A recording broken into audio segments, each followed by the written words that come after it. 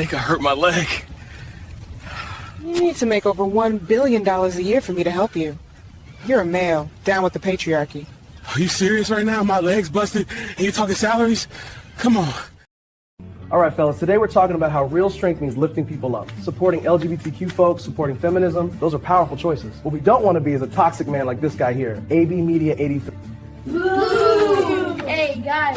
Why would we be doormats for our moms and other girls? Yeah, you're a weak male, mister. We ain't trying to end up like that. For real. Man, you hear how he broke that down? Yeah. Look, at least AB Media 83 is not going to sit here and lie in our face. Straight facts. For real. He keeps it 100. That's why we watch it.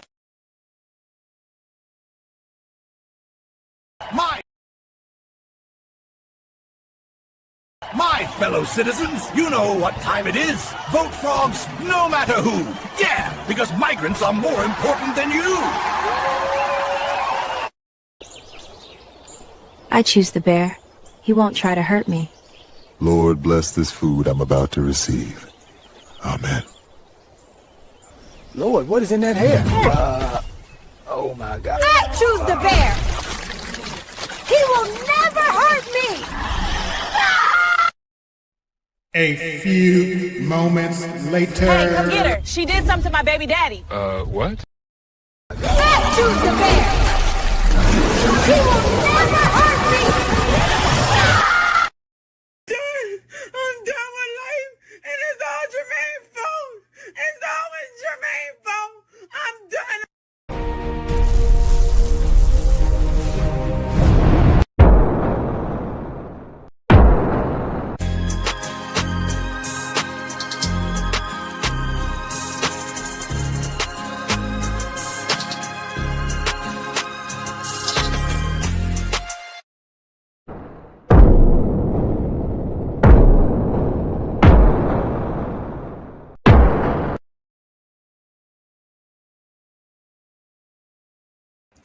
What's good, everybody? AB Media 83 here, and welcome to Colosseum Night. And yeah, it is time. We're going to be analyzing Simp and Eggs. So here's your fair warning at the beginning of the show. Simp alert! Simp! Simp! Simp! Simp! Simp! Simp! Simp! Simp! That's right. Tonight, we're going to be analyzing Simp and Eggs. In other words, we're going to be analyzing FD Sit Down with Deontay Kyle. Also, just to give you a fair warning.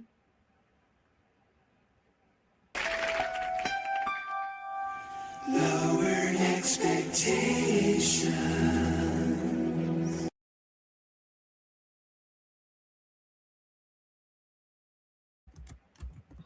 And we can get this dissection started.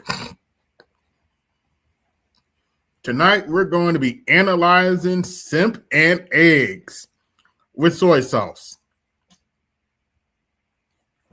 So buckle up. This is going to be a doozy. Seatbelt fastened. I'm ready. Where are we heading first? The hell?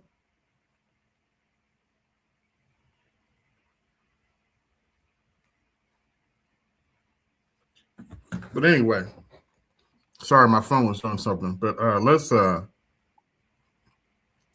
what we got coming up. We got the Snowman in the building. What's going on, Snowman? I will say this from the bottom of my heart. You ain't got no goddamn sense. I know, I can't help it. Especially for this picture.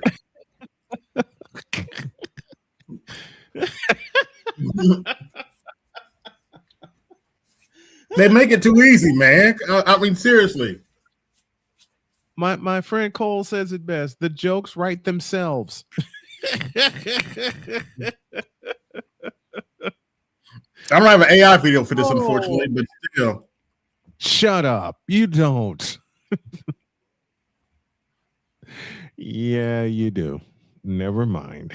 No, not that. I don't have one for this picture, but you've seen the one for this. Yes, I've seen that one. You've seen the one I have for this picture. In fact, let's play that one again just to get people up to speed. He's trying to FD said this himself. I'm not making anything up on him. He wants to destroy Kevin Samuels' legacy. So I made this little AI video in his honor. I think I hurt my leg.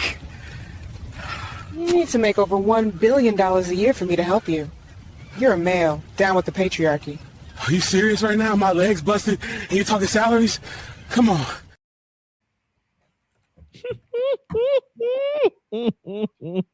I know I ain't shit, but still. All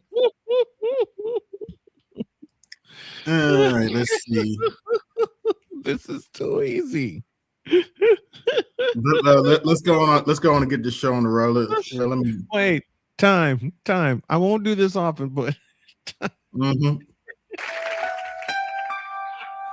lowered expectations.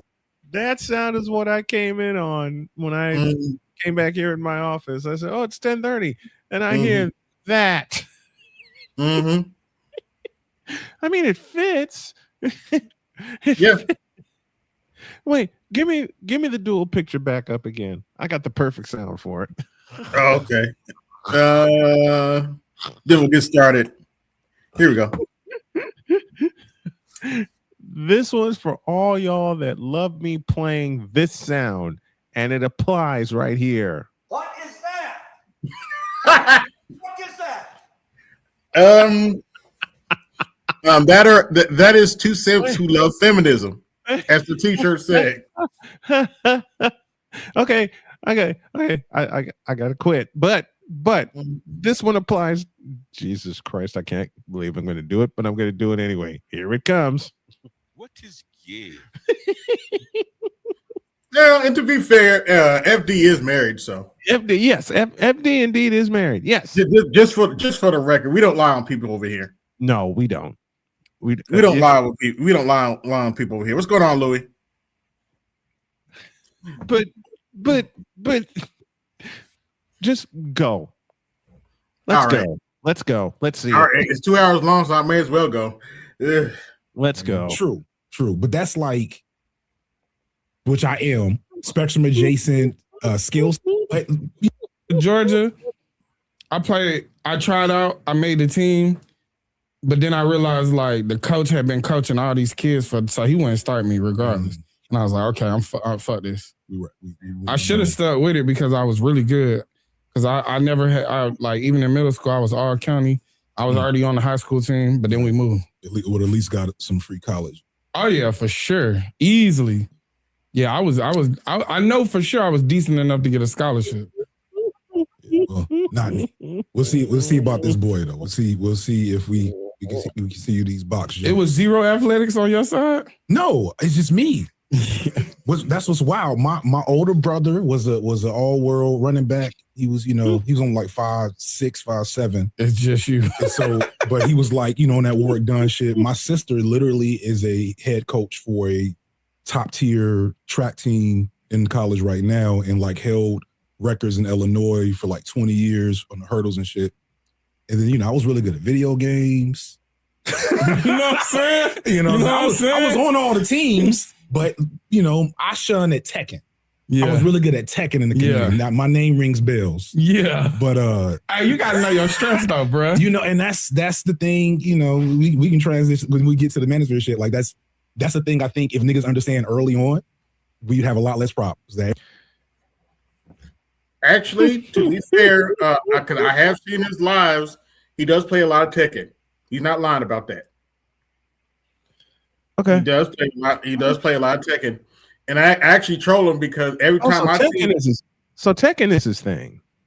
Yeah, and actually I troll him because every time I see him on there, he's beating up on a chicken tech, and I was like, "In this misogyny?" So every time I see him beat, asshole. Of course, I'm playing around, but still. Every shoe don't fit. You find the one that fits you. You an asshole. It's great. Okay. Like his older brother, he into athletics, but he more attractive. I know, and don't get it twisted. I'm not hating on Tekken at all. I got Tekken Tag and Tekken 7. No, not at all. I get that. I dig that. I totally dig that. What would we say earlier? The jokes write themselves. Yes. I can feel he like individual sports because like team sports just to him it just don't make sense. That's my youngest. Yeah. But my middle son, he in 6th grade and he like, man, I'm trying to be an architect, but for the time being, I'm rocking with these video games heavily. It's a whole different stuff. We be recording, he be up there raging and all type of shit. Like I don't understand video game culture. I couldn't scream like that when I was growing up. Yeah, it's weird because I do, and I know it enough to know the modern video game culture don't got shit to do with me or anything I want to do now. Like I just started this year. I tried doing game streaming last year a little bit, and I don't like it that much because I actually like playing video games, but the kids and the people that consume video game content, they want like a show. You know what I'm saying? They want you to scream and react and emote and talk through it. And me, I'm trying to like pay attention to the game and I'm trying to enjoy the game. And so my shit is just not entertaining. Yeah, I'm just literally watching this nigga play video games and if I like a game, I don't want to have to turn on the camera to play it. I want to play the game because I like that shit. Yeah. And then stop when I got to do something and I don't have these streamers be doing 4-5 hours sets of streaming. And like if I get 3 hours, it's a what's the word? Marathon for me. My back start hurting sitting in that shit. I need to lay down. You know what I'm saying? Yeah, for sure. Yeah, I'm a story mode. I don't play I story will give mode. him that point. I've never online game ever. Yeah. I will give him that point. 2 to 3 hours in a chair at a time, your back will start to hurt. Yes. I mean, all you missing is being called the N-word. I'm pretty sure. And motherfuckers with 14-year-olds that's been playing the game since they were 6, that know every. To be fair to FD, that's why I don't play Call of Duty. That's why I don't mess with Call of Duty. I don't have time for that crap. Can't do it. They have like muscle memory to do all the things that win the game. And I get it. That's a skill set. I've been around pro gamers. I went to Evo, which is like the fighting game Super Bowl 2024. And like being in there around them, I was like, oh, this really is different. That's when you realized you was just an average. I was a nigga good at games. Yeah. These are pro games. The same way we was just talking about soccer. Like I've been playing Tekken since 1996. So like literally I'm one of the oldest niggas in the world playing Tekken. Yeah. And there's this guy that's only played one game his whole YouTube career. And I could not beat him. He started playing Tekken like a month before. And just the way, I'm gonna say it's spectrum adjacent, which I am, spectrum adjacent skill sets, the way he's able to engage with that game and like process things and react is shit I had to do. I had worked on since I was 13 years old. Yeah. And I could not beat this dude. That's the difference. So my son got to this one. I knew I was like, I'm out of gaming. It was like me and him always kind of bonded like playing the game. And then it just gets to a point where I can't beat him and shit. And I'm like, it's like, that shit is frustrating, bro. Because then he's a shit talker too. Like, you thought you was gonna win. Like, bro, I would put you on punishment, nigga. Right. Give me the plug. Yeah. I'll tell you to go to your room. Like, I don't know. Okay. Fuck you think this is? I'm cutting the internet off to shit. Provide for you, not specifically just like monetarily and structurally, but like emotionally, psychologically. My oldest son is a hard worker. And I always tell him, yo, daddy wasn't a hard worker. Like the way you came home and immediately got to your books, I never did. Yeah, for sure. And part of it is he doesn't have like, school was easy for him. And school's never been easy for him. He has ADHD and we didn't get him like diagnosed and all that till later, probably because it's COVID, you know what I'm saying? Oh boy. And so he kind of like had to deal with struggling in school for a little bit.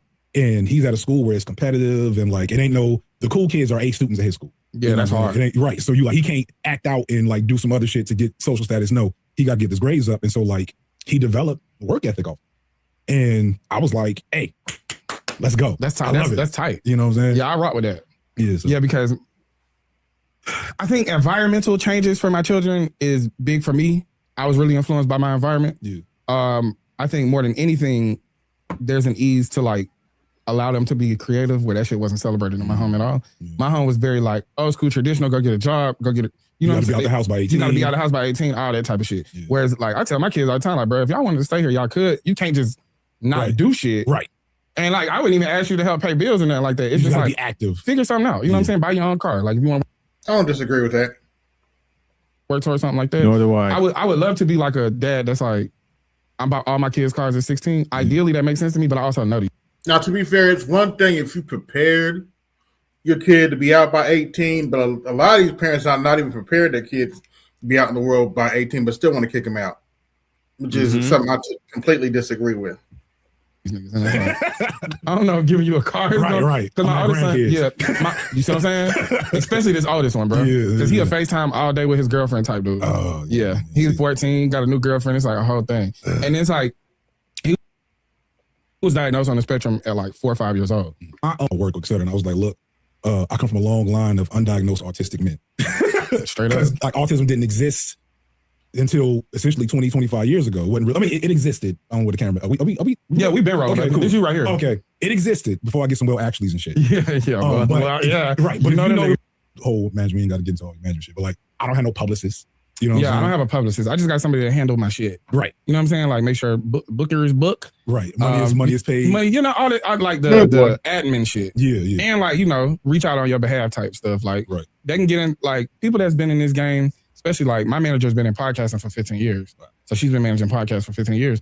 So it's like she know people to call it. I don't have that access. It's good. Yeah. But publicists? Absolutely not. Right. How do we handle this? You know what I'm saying? I don't even, you've been my publicist. Yeah, we set this up texting. Yeah. You know what I'm saying? Wasn't publicist calling. Yeah. FD's been my like silent publicist. Like, yeah, I see that cooking right now. Just let them cook. It'll go away in 3 days. Don't worry about it. It do. But every time you give me advice, if I follow the advice, it works out exactly like, but you've been doing this a lot longer than me. Not so much longer. I started in 2020. FD, you've been doing it longer than me. When did like Deontay Kyle like start being like such I went viral the first time in 2023. Oh, because I only had like 3 years on you. Yeah, but it's a big 3 years because I'm gonna say why. Because you'll post on YouTube and do 1 million views. That's a different world, my nigga. True. But that's so much. And you editing your shit too. No, I stopped editing my shit years ago. Okay, good, great. I got like Final Cut. Yeah. But like all the like graphic shiny shit. I said myself earlier, I'm gonna do all this shit. Brother, like, that's the main reason why I don't do video essays. Because I feel like certain topics I could really kill a 45-minute hour video essay. You could. But I'm like the editing, bro. But I got to edit. It's not even. So you do have to have a vision. Yeah, no, I could create like what it would be. It would be basically like a one sheet or like a deck, a creative deck, or like a vision board for like how you want shit. I don't do none of that shit. I don't know how you do this shit. I'm gonna tell you something. First of all, this is FD Signifier. If you don't know who he is, man, get from underneath the rock, nigga. You know what I'm saying? This is the nigga. I appreciate it. No, he's not. Okay, anyway. Yeah, YouTube. This is what I listen to if I want to learn some shit. That's dope. There's people I listen to that I'm also make sure you get in touch with and connect with. Absolutely. Everything, like a lot of my perceived knowledge and intellect is just me regurgitating and low-key like synthesizing people with PhDs in Black studies. I think like trickle down intelligence is like a low-key thing. That's like real talk. We are really important. When folks is gonna like hear that and be in the comment section talking about egos and whatever else. No, you're not important. Not really. No, just no. But like, just no. You having the blow up you like have had with rest of the earth and your guru in front of you is legitimately like, I'm not gonna say I don't use the word revolutionary lightly because the people above me will, you know. Deontay Kyle and FD Signify revolutionary. Make that what's that make BJ sense. says? What's that BJ says all the time? Now that's some bullshit. That's some bullshit. Did he just say that they were revolutionary? Did I hear that word correctly? Yes, they just say they're revolutionary. I just have one question. I just have one question for my audience. Do you call this revolutionary? And I have the response that everybody should say. Now that's some bullshit. I gotta record this, but I love this line from Mike Myers during Austin Powers from Dr. Evil. How about no? Oh, just a moment. Just a moment. I'm sorry. Some of his one-liners just never get old. Pull my coat. Saying like, nigga, you talking a little too crazy, but it is something to say that the shit you be on overall in your content getting popular amongst Black people is big because that type of like knowledge and like perspective on anti-capitalism and radical thought has been systematically taken out of Black pop culture. Absolutely. You know what I'm saying? Our radicals in Black pop culture, no shade, and we're gonna keep it shade free, are very compromised. And I just keep the shade free because I don't want to open up no other doors. Bro, don't wake up them niggas, man. But I've been dealing with them niggas for the last 3 weeks. It's tough. But also too, like, fuck them niggas. Like, I don't be scared to take it there with them. And I know that like it's gonna get a lot of pushback when I do it. But I think the bigger thing is like, let's have a conversation. Like, we can't let these people go unscathed. And like, because that's how you create like MAGA. Yeah. It's just like there's no pushback. It's like the fear of things coming in droves. Right. So what are we supposed to do? Just sit around, listen to y'all, so we can be a bunch of soy boys? No, thank you. In droves. Yeah. So it's like, it's this game. What's that game? It's a zombie game. Left 4 Dead. Is it the one where like the shit come? You'll kill a couple of zombies for like 15 minutes, and all of a sudden it's like 500 of them. Bro. Yeah. You gotta get the fire active. Like you can only kill them. Save all your power ups when the war coming. Yeah. You see what I'm saying? Yeah. So it's like you dealing with it like that. Like I could like dealing with 1 or 2 of them. It's like, yeah, bro. But then it's like, oh shit. It's the ones that come with institutional power. Yeah, that's yeah. So one of the reasons why I'm doing, people will be making fun of me because I'm doing low-key oppressed when I'm coming out with this. One name I will say is Tyler Perry. Okay, cool. I'm coming out with this Tyler Perry video. When it's dropping, you know? Like, we'll fast track it. Okay. Well, you don't have to because like it's waves of like, it would be like 6 weeks. Yeah, evidently he went after Tyler Perry. Oh, no, fast track. Yeah. I could push it up to 2 weeks. You know 2 weeks is good. 2 weeks. Yeah, I'm telling you, bro. I've been in this bitch working nonstop. I was thinking about that today. Like, I need to slow down because I'm only dropping one interview a week. So I do the solo and then I do the interview. And I was like, good though. Like I know, but I have some shit that's like in the tuck for real. I'm like, God damn, I need to. You drop this eventually. You know what I'm saying? Like I don't want to forget about because I'm thinking about this. Like I was going through my list. And I was like, shit, that's not coming out for 5 weeks. Like I kind of want that to come out now. But we'll figure out. Yeah, that's we'll fast track it. But tell me what ideal time and then we'll schedule it around. My shit come out Monday, and then like anytime before mid-March is cool with me. Perfect. So if it's like 3-4 weeks, that's fine. That'll be good. Because that'll give it a little boost.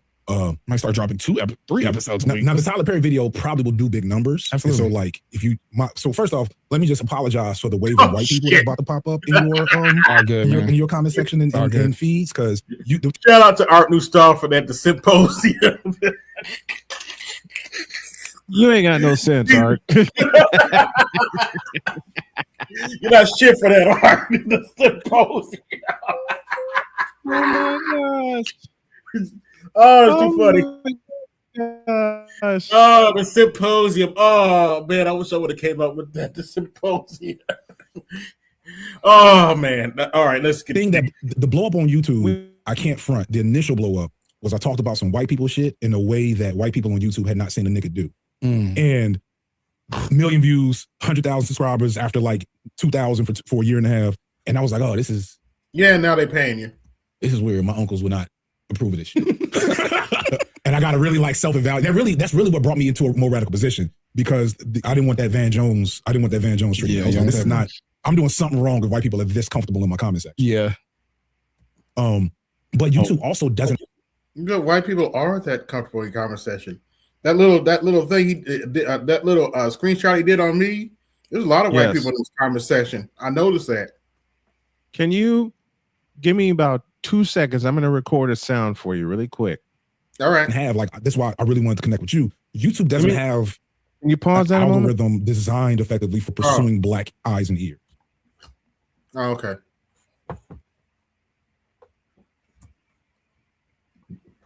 Got it.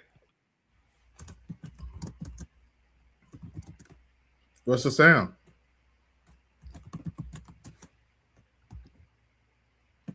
You'll hear it in a moment. Okay. Yeah, I just needed that silence so I can record this sound because I can't download it. Oh. But you can continue. Like YouTube, their algorithm sends black people to sports, to fashion, to hair, to hood entertainment type shit. Shout out to like corporate, right? Corporate. I don't know if you know him. He's in Chicago. Yeah. Like he does millions of views, and I love his shit. But it's not like political, commentary. And the political commentary that's there, black brother from CNN that left years ago, Chunky Cat, Roland Martin. Roland Martin, yeah. Like he got like a lot of subscribers, but he don't Chunky Cat. I mean, he's probably like perfectly round. I met him in person. And yes, massive. He had on like full African garb. It was such a wild experience. It was flat though, but it was like, damn, this is the Roland Martin. Yeah, Roland Martin. Yeah. And so him, right? Being around with a name. You ain't shit for that. Yeah, like yes, man. You did with Roland Martin. Hey, real beep, you ain't passive. That's audacity. That's audacity of God. I'm still laughing at that. Oh, by the way, if y'all don't know who he's talking about, I got one for him too. 1 second here. Oh, wait a minute. That's the picture. I need the actual. By the way, I have the sound you were looking for a few minutes ago. Look at those Simple Simons walk out. Yeah. Our ancestors died for the right to blindly vote for the Democrats started by a slave owner. Good jobs, boys. Now go to your Massa Clinton's house for your butter biscuits. Beat the beat, yes, master. Beat the beat, yes, master. Yes, master.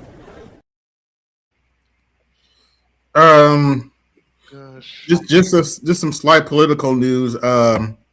We did attack Iran yesterday, and evidently the supreme leader of Iran has been eliminated. So we need. I'm not covering it tonight because we, quite frankly, I want to have some more details before I start talking about stuff like that. Good move. Because I don't know. I honestly don't know where this is going to go. I'm hearing rumors Iran has capitulated already, and that Iran has responded and attacked multiple countries, not just Israel. Mm-hmm. And evidently, there's some other Muslim countries that want to join Israel and the U.S. in taking down Iran.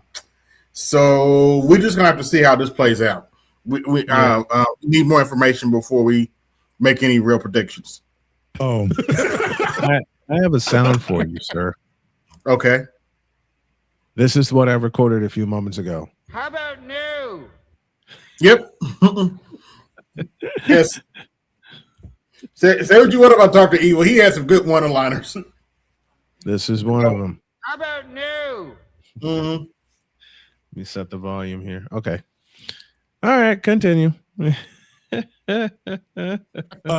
like he's got, I probably got 1 million subscribers, right? But his videos ain't gonna do but 10, 20, 30K on average. They ain't doing like big numbers. That's what I've had to let go of the comparison. Because I'm like, my podcast is way better than these people that get 250K views. Yeah. But it's like, Roland has a lot of subscribers, but if you look at his viewer count, there's only certain type of people that go to his channel. Doesn't have that much interaction. You scaring away. You scare away black moderates. You scare away black like hardcore liberals. The black excellence brunch. You especially probably scare the black excellence brunch crowd with this tattoo on your hand and shit, and the almost wick situation. Yeah. Like they come for me because like I still seem and sound familiar. I got my little CAU hoodie on to be like, yeah, it's black liberals. I'm so cool. I'm so approachable. Yeah. So like Barack Obama is an op, right? Right. And then suddenly just like bars start. Let's talk about Jasmine Crockett. Ooh, no, let's not. Yeah. Hey man, I think for me, I'm okay with being on an island with some of my thoughts. But I'm also, to your point earlier, it's like, I need an articulable disagreement. I don't need you just to not like what I said. Yeah. Because that doesn't help me. Right. I also always will say, I'm not above, I would actually prefer the criticism. I had an article come out about me today, and a big part of the article, the part she made a big focal point, was that being wrong gives me an opportunity to learn. That's like something I really embrace. Because I do want to, I don't want to feel like I'm perfect in politics. I don't want to feel like I'm perfect in my talking points. I want to feel like I still have more to learn. And I do, but I'm always seeking out. So like when I come across your page, then I come across Lil Bill, and like, that's like a perfect space for me to operate in because it's hip hop and politics. Yeah. And then they're like melding, like, you know what I'm saying? And then I listen to like this dude, Professor Zhang, and he's like a college professor, but he's very like non-biased in his discussions about information. He's giving you information, and he's breaking down like each layer of information. And I like long form talking because I don't want a quick to the point thing. I want to like, let's go. Details. Let's go through it. You want to be able to have like the true knowledge that you can teach it. Yes. You know what I'm saying? That's why like making content, I stopped my PhD when I went viral. You know what I'm saying? I was ABD. I was getting ready to start my dissertation proposal and shit. I went viral and I was like, I'm good. I'll make this money over here. You know what I'm saying? I don't really want to be a college professor writing papers that ain't nobody gonna read except other college professors for the rest of my life if I can do this shit and reach the people. But like I've learned more. I've become more effective in like my knowledge attainment and communication since saying I'm gonna have to do an hour-long video on this now. Yes. And so now I gotta know how to express it. I gotta know more details. I can't just be reading something just enough to pass a test, to finish a paper, you know what I'm saying, to discuss in class. It's a whole different thing. And going back to the point I was making about like black politics on YouTube, it's real, like I didn't see it when I first started it, but like once I started and like was floundering and trying to figure out what the fuck was going on, I was like, yo, there's very few black men. The black feminists were there. Shout out to Khadijah Mbo, Julesy, T Noir, even Kim Foster. Like they all had like 100,000 subscribers. They had their communities, etc. And they all do video essays and stuff like that as well? They do like a mixture of different versions of it, but essentially, yeah, video. Are you familiar with Deja Sade? Yeah, Deja Sade is another homie. Yeah. She came later though. She came like she flipped me on my head. I was like, Jesus Christ. Yeah. And so like, if it wasn't for Khadijah Mbo shout out, the algorithm probably wouldn't have figured out what I was doing because the algorithm was sending me to manage for niggas, and it was coming to my comment section eating me up like what about black women? I'm like, I don't know why we even talking about this. I was talking about coming to America. Only how we got there. What about black women is like the weakest deflection to a compliment? I always tell these niggas like, yo, if your son said that to you, wouldn't you be disappointed? Nothing hits like home cooking. And HelloFresh makes it easy to do more of it this year with recipes. Walk into that kitchen over, I'm talking actually when it's cold, including new Mediterranean food. When I have 3 times this press apple cooking easier. Go to HelloFresh.com/grits10FM to get 10 free meals plus a free offer. If Kid A comes to you and you like, get on Kid A, like, look, this behavior is not conductive of like being a better person. Like, this is not how I raised you. He's like, but Kid B did this. And it's like, nigga, I'm talking about you. Fuck him. I'm not talking about Kid B. Yeah. So like when I'm talking to men, it's like, but what about women? It's like, are there women present? Right. Nigga, I'm talking to you. The black manosphere, the manosphere niggas in general, the whole red pill. They scare me a little bit. They don't. Oh, we scare you. Too bad. Yeah, you dumbass. Oh, we scare you all. Scare me? What scare how? Scare me sadly or sadly? Yeah. Like ironically, I'm scared of them because it's like, how did you end up like this? And like, what's the reverse engineering of this? It's called the gynocracy. That's how we ended up like this. It's called being fucked with all life. That's how we ended up like this. Exactly. It's The called word is betrayal. It's called us trying to do our own thing on our own, despite our women coming in and fucking it up on purpose. That's how we ended up like this. Now we don't hate black women over here, but we do call out their bullshit. Because the thing is like you hate the thing you biologically want to pursue. Yeah. So it's like if a nigga was hate like I hate. Oh boy. Let's continue. Eat food, but I'm eating. I mean, some of them probably low key. You know what I'm saying? There's a lot of undiagnosed behavior. Hence the reason we support passport bros looking elsewhere. They should talk with those big ass guts of theirs. Your health issues in that community. Yeah, there's something going on. I had because I used to check on them a lot more when I was smaller, and part of it was to just be like, all right, how do I make sure I understand these niggas, or how do I make sure these niggas understand me but don't like feel comfortable in my presence? You know what I'm saying? Like I want all black men to feel like they can watch my shit and not feel completely turned off by it. And everything ain't for everybody, right? But I also I'm always trying to say, okay, how do I engage with this population without making that population feel like I'm part of their crew? Because I'll never forget when Kevin Samuels died, and I was like, essentially, fuck that nigga. Niggas in my comment section was like, damn, FD, I can't believe you said about Kevin Samuels. Like, you can't?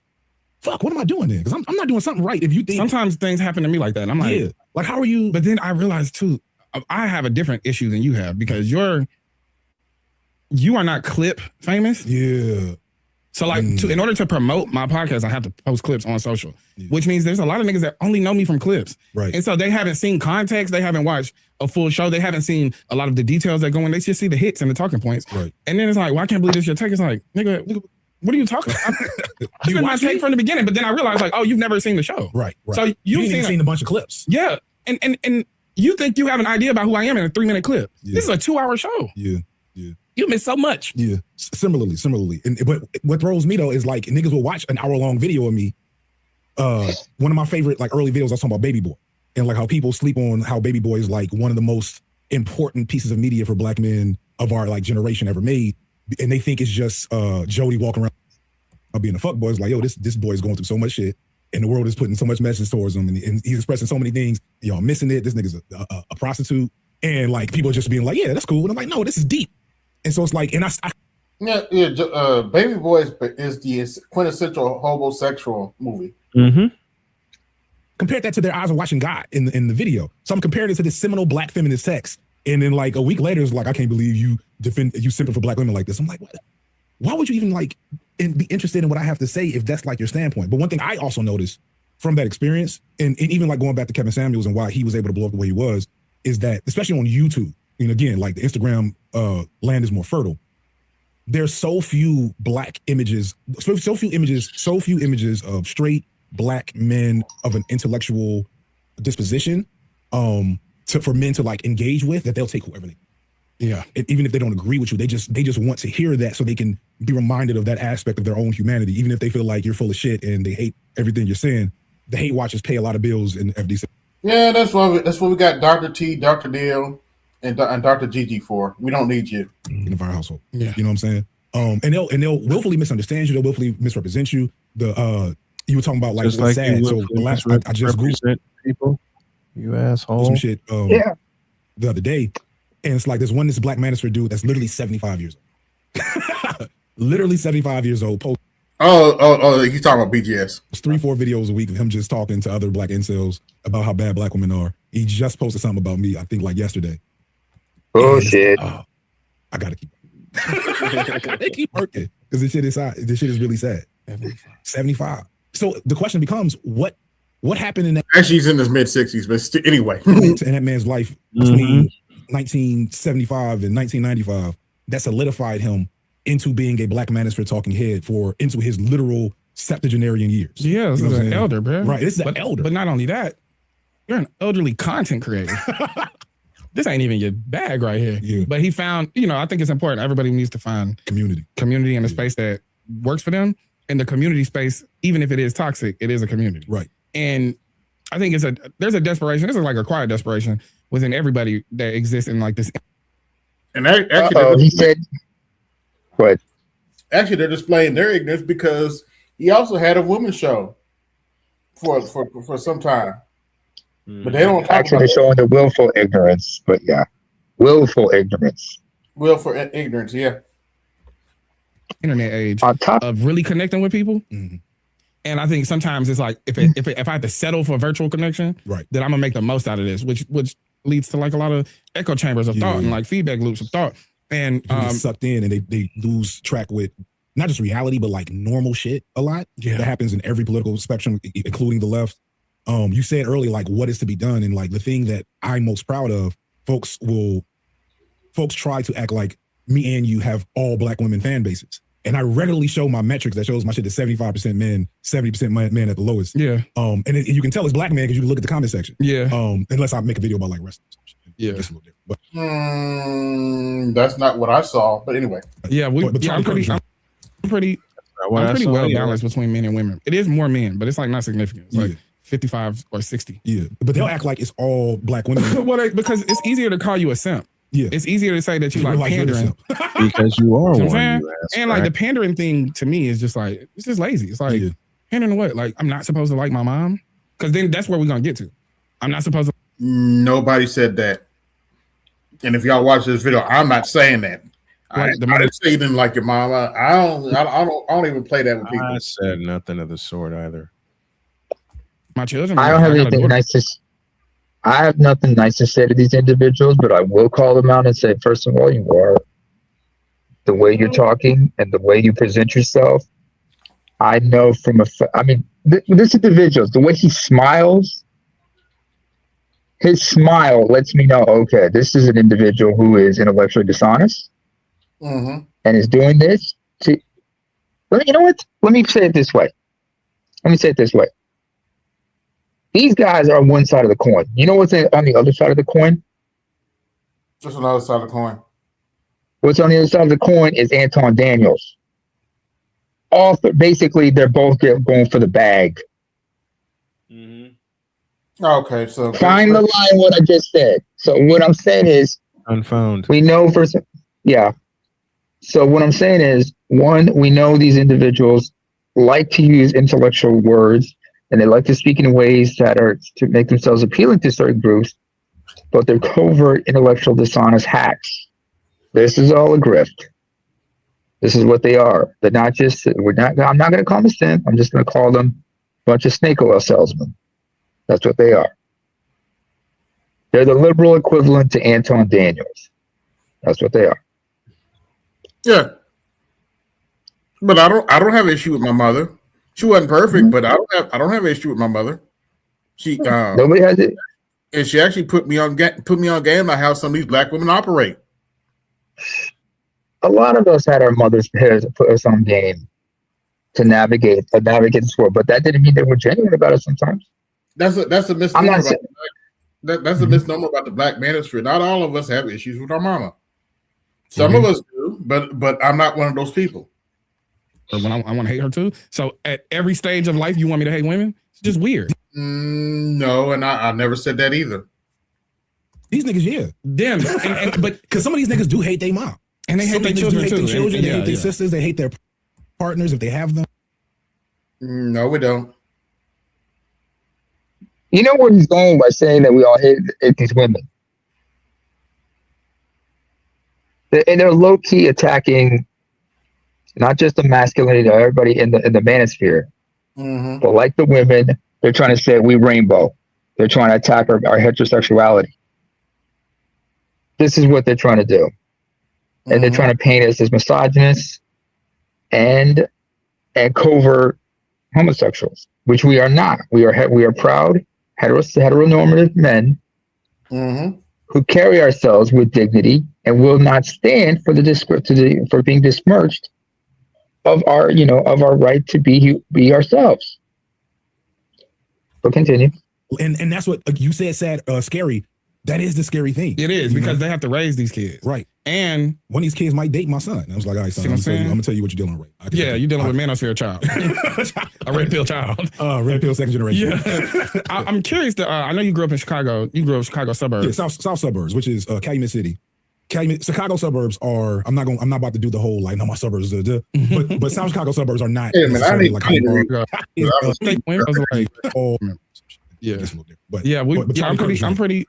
I'm pretty well balanced between men and women. It is more men, but it's not significant. It's like 55 or 60. Yeah, but they'll act like it's all black women. Because it's easier to call you a simp. Yeah, it's easier to say that you like pandering. You know what I'm saying? And the pandering thing to me is just it's just lazy. It's pandering what? I'm not supposed to like my mom? Because then that's where we're gonna get to. I'm not supposed to like the mother of my children. I'm not. I got a daughter. When I want to hate her too. So at every stage of life, you want me to hate women? Just weird. These niggas, yeah. Them, but because some of these niggas do hate their mom, and they hate their children too. They hate their sisters. We hate our children, really? Well, he wants to paint it that way. Now, some of us may have strained relationships with our children, if we have any. Just like some people have hatred for an ex-girlfriend or an ex-spouse. And they may have genuine reasons, but hate is the initial sentiment that many of us have. Eventually, we grow out of it and move on. What they're doing is trying to attack male, masculinity, certain aspects of masculinity in a way where we're not allowed to have emotions. They're saying we're trying to alpha our way through situations, which is not true.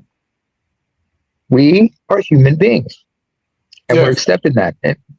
But here's the question I will say to them, because I did say they were tracking our masculinity and sexuality by saying we hate our mothers.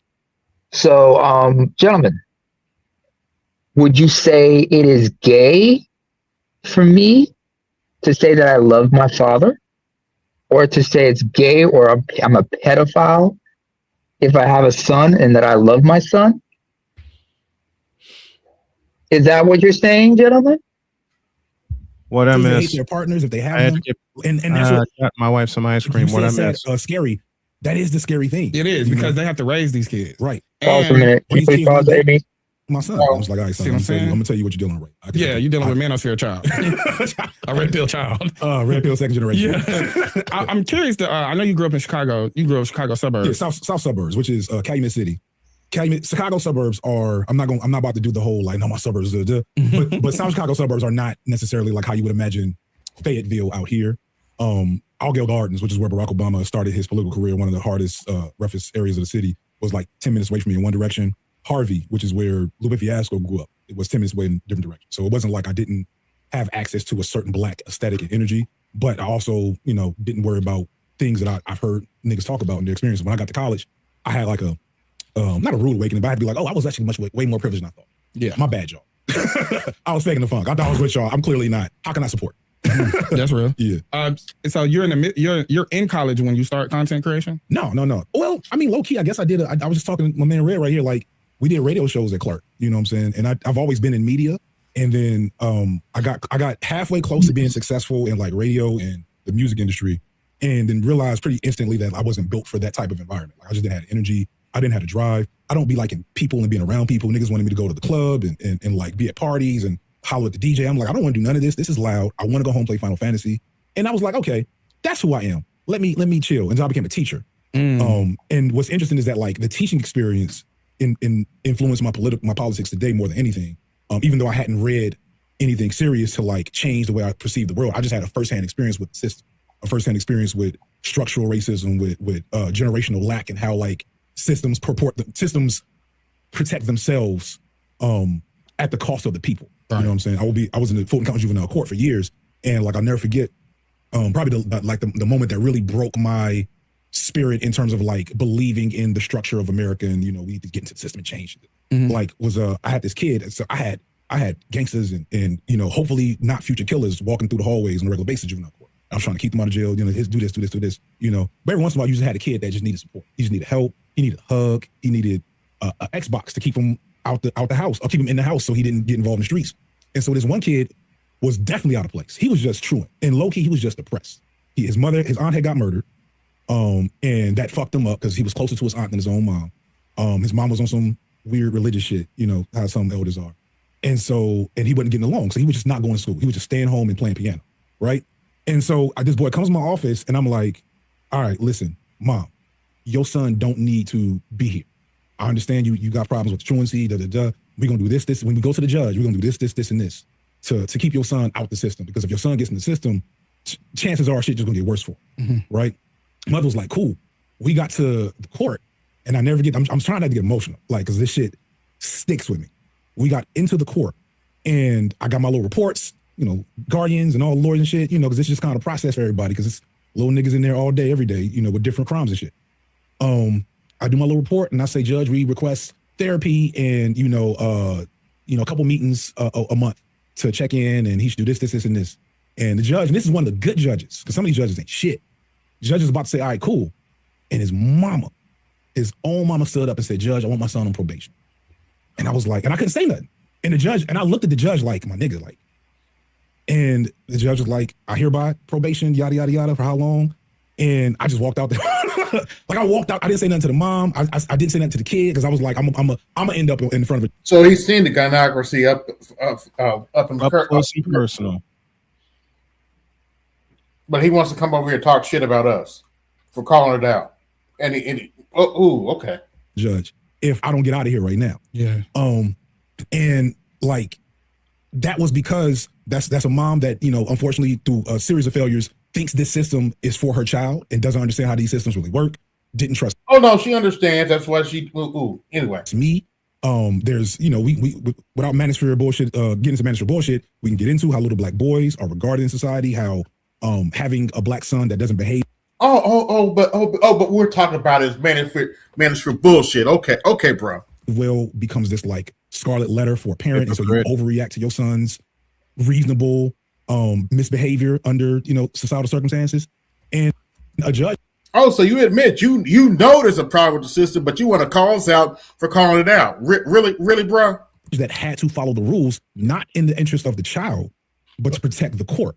Because if he says, no, Mom, I don't think your son needs probation, I'm going to abide by my better judgment, the judgment of the social work, et cetera. Then if he does get into a fight, you know what I'm saying, get his head crack somebody's head over some whatever, then the state gets sued. You know what I'm saying? Right. And so that is the structure of our society, especially for black people in general. And once I saw that, like, that was 2018, I was out of there in a couple months. And then 3 years later, I was like, when viral went, I was like, you know what, if it means I get to check out of the program that I'm trying to subvert, we're gonna do that.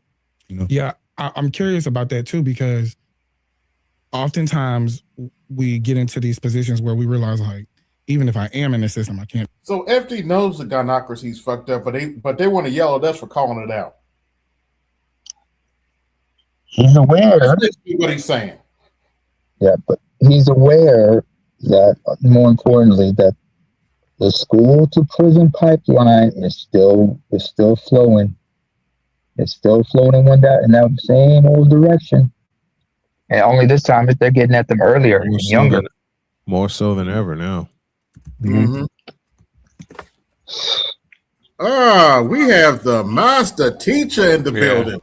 Yeah, FD is what I call a bald-faced liar. Mm-hmm. Yes. Ooh. Yes. Okay. You've been in the system. You know what the effects are. You know how the system works. You know what we're saying is true, but you're a bald-faced freaking liar. For money. Yes. Much like Scott Galloway. You're a bald-faced liar because they're paying you for money. Just like the WNBA. BGS, I promised you a video. I just haven't been able to get to it because we've been doing a lot of stuff here around the house. You got 10 more days, man. They gave me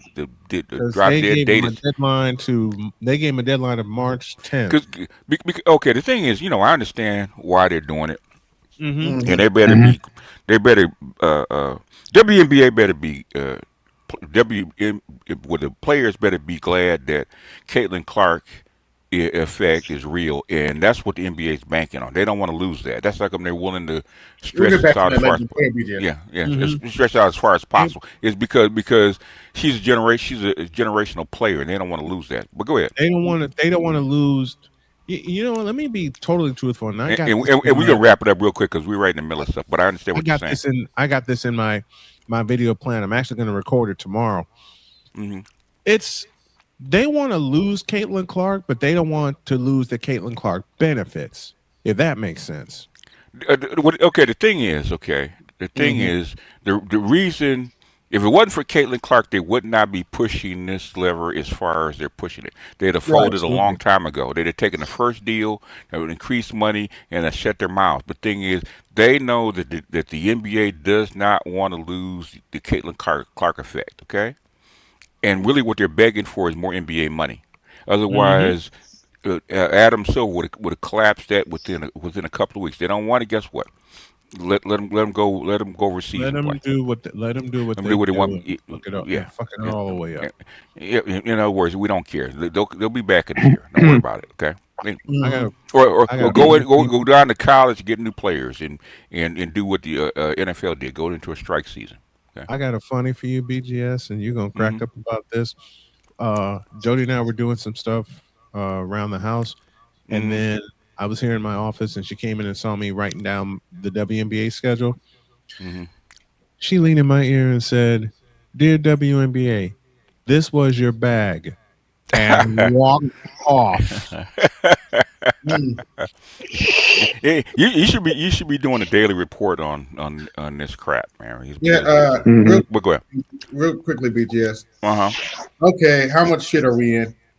As far as what? As far as what's going on in the Middle East right now. It depends how it plays out, man. I mean, you can't predict how it plays out. Basically, that's what I said. I was like, I need a little bit more information before I start. If they can unwind this pretty quickly, then the effect you'll feel it, but it won't be as devastating, right? Already look at your silver prices. I would keep an eye on oil because when the markets open on Monday about oil, it could get ugly. It could get ugly because the Strait of Hormuz is being closed. Okay, so you start looking at your markets. Like look at your dollar, look at your precious metals, okay, and look at your oil, okay, and that will tell you what the sentiment is and how much damage is actually going to do. And the thing is, I'm hoping to God they wrap it up before Iran hits one of those carriers out in the Gulf. Okay. Yes. You hit a carrier, then we all fucked. Okay. Because the Congress would actually demand to declare war, and then you're gonna get Europe and you're gonna get China and Russia in the middle of this, and God help us all. God help us all. What's going on, Louis? What's up, everybody? Yeah. What's up, Louis? Jersey's in the house. So basically, Iran is doing damage, but they're still showing restraint because they got carrier killers. Okay, China told you that they ship carrier killers to them. Okay, they have them. Okay, and if they want them carriers out in the Gulf, they can do it anytime. There's nothing they can do about it. But the thing is, they're showing restraint. So I'm hoping, which is exactly why, for the most part, it hasn't been U.S. planes. It's been Israel's planes because Israel's taken the brunt of this so far. Yes. So, to my knowledge, I don't think the U.S. has U.S. planes have been involved in this war. I haven't seen. Maybe Louis knows something I don't. But so far, I don't think the U.S. has been involved. I think it's been all Israeli planes so far. The only thing that I know of it's just been strictly Air Force refuelers. Yeah, That was involved. they're involved, But not assault. Not assault. Yeah. So I'm, so I think that's the only thing that is basically keeping those carriers safe. That they haven't launched planes from the carriers yet. If they do that and they hit Iran, okay. My thing is, and we'll talk about this tomorrow. Okay. Right. Okay. My thing is Khomeini. Okay. Now you could have put Khomeini in one of those nuclear silos where there's nothing that could penetrate him. He couldn't have been hurt. Okay. Right. Why are you basically out in the open? Either one or two things: either you weren't killed, or you wanted to martyr yourself. Because you saw this coming for about a month. If they really wanted to protect, because guess what? Netanyahu's been underground for the past 2 months. I believe it. Definitely the latter. Because go ahead. Go ahead. Who's first? No, I even think if Ayatollah reached out to China or Russia to okay. You're a military guy. Okay. You're a military guy. You basically, if you're advising your president, you're advising your leader, okay, and you know this stuff could pop off anytime. What are you going to tell him to do? Take cover. As deep cover as you can, right? Yep. Okay. Why did he get hit on the first strike? Oh. Because they knew where he was at. That's the other reason I want to make. The intel knew where he was at, and you cut the head off the snake. No, okay. The intel news here, but the thing is, okay. Say, if it was me, right? I got these deep underground nuclear bunkers where they can't. You have to go through fucking mountain to get to him. Yeah. And that's where I would put him. So why is he in his own residence in Tehran? Then he was resigned to his own fate, and over there, death is honor. In other words, he martyred him. In my opinion, he martyred himself. But that's just me. Okay, that's just my guess. Because after when I say he was hit, because guess what? Trump is not even Washington D.C. right now. And it's not like it's a surprise attack. They've been in that Gulf for like a month. You had all kind of ways to actually plan, and the whole team had a way to plan where you couldn't have been found. Right. So that's just me. But anyway, we're let's talking about let's get back to the Simp roundtable here. Yeah, you fucking liars. This is like a lot of people that. They don't even look like they don't even look like there. Is it me? Echo? Yeah, somebody need to turn off their feed or something because I'm hearing an echo. Okay, that's probably me. How about now? Let's see. Okay. Better? Yeah, it's better. Okay. All right, let's get back to Simp and eggs here. Try to quote unquote infiltrate systems or want to be the spook by the door. Just get in and realize like, man, this shit is spook by the door. Oh, stop using my shit. It's like, okay. God damn. Now, how did we know? BGS, don't forget your mantra. Don't forget your mantra. No. BGS, you don't have to say. You don't have to say it because I'm gonna say it, and we all know what the first part is. And there's something Jody tells me after work all the time. I am too old for this bullshit. And the second one is what she says to me a lot, especially since she works Sundays now. Sir, I believe you know these words. I ain't got no time for this bullshit. Hashtag it's always nameless fault. She said that last Sunday when she came in from work and I was doing a game. I went to a break. She leaned in, gave me a hug and a kiss, and I said, "Baby, say it." And she looked at me and she says, "I ain't got no time for this bullshit." And walked away. You know, like experience. It's hilarious. Yeah, and that's a formative thing.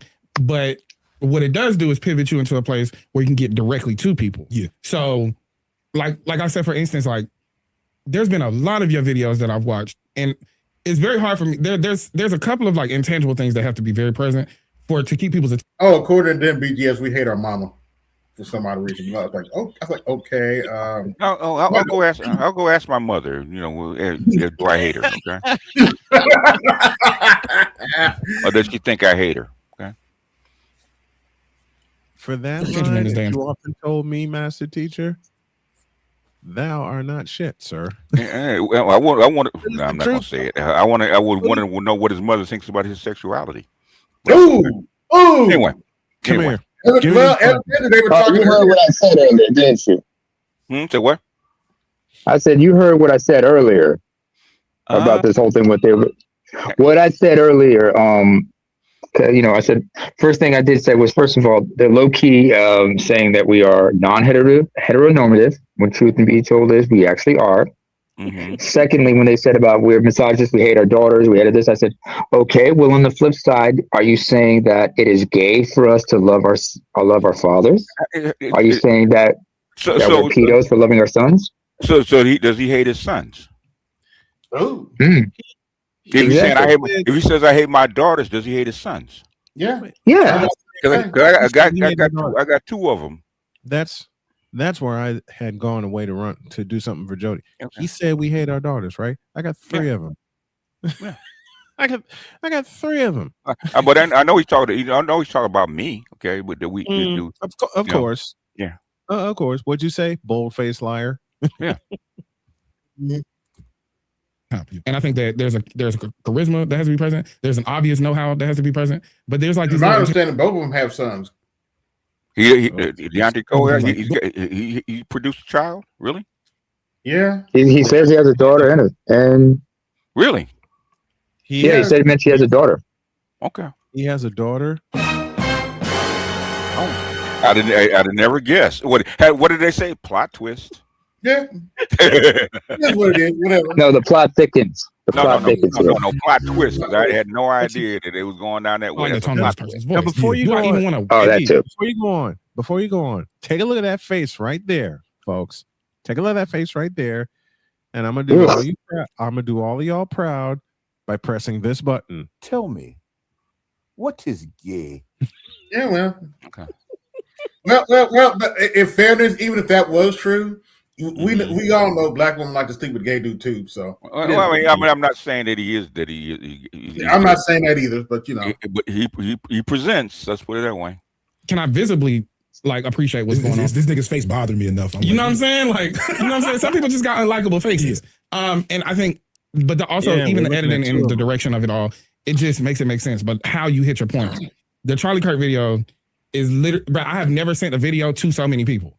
I was like, nigga, watch. I was like, fuck everything else you're doing. Watch this. Appreciate that. And it was just like, bro, that shit was brilliant. Thank you. And it often when people say to me, I'm gonna say to you, it put into words what I had been thinking already. I just couldn't articulate it. Yeah. And the fact of like stick on one subject for an hour plus, and so we can break down every facet of this subject because it's a very layered thing.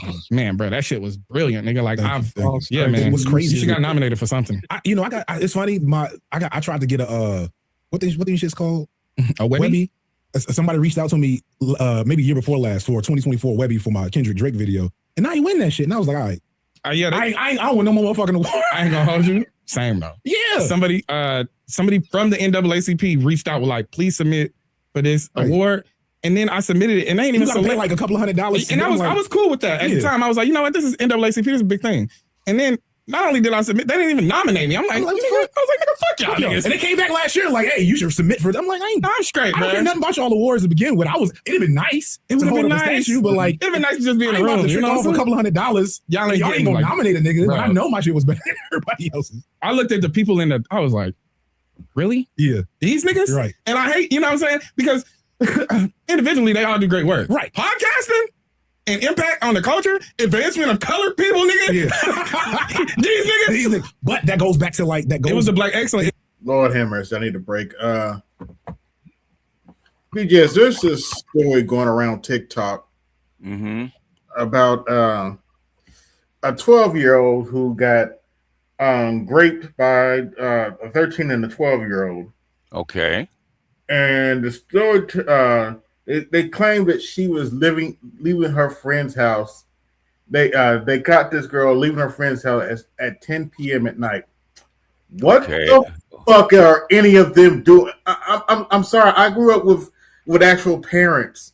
There was no thought of being out at night at 12 and 13 years old. Okay. Why are any of these kids out and everything charging these black boys as an adults and all that crap? Well, yeah. If you do that kind of heinous stuff, you gonna get charged. So I have no problem with that. Well, I kind of agree. They put rocks in her mouth to keep her from. Yeah. You do some heinous stuff like that, you get what you get. So I'm not excusing what they're doing. Now, does she have shitty parents? Yeah, but that doesn't excuse them doing what they do. No, I'm not excusing what they did, but I'm like, my question is, how are it was my daughter. You going to jail is lucky as an adult. Yeah. You're That's lucky. how my dad treated it. Yeah, you're lucky. My sister was out doing dumb shit when she should have been in the house. That's how my dad treated it. Yeah. You know, you got it, but the thing, them boys are lucky that that the laws handle it. Because if I had to handle it, yeah. That's what. But like they said, that's one body that would never be found. Okay. Go ahead. How are all these boys?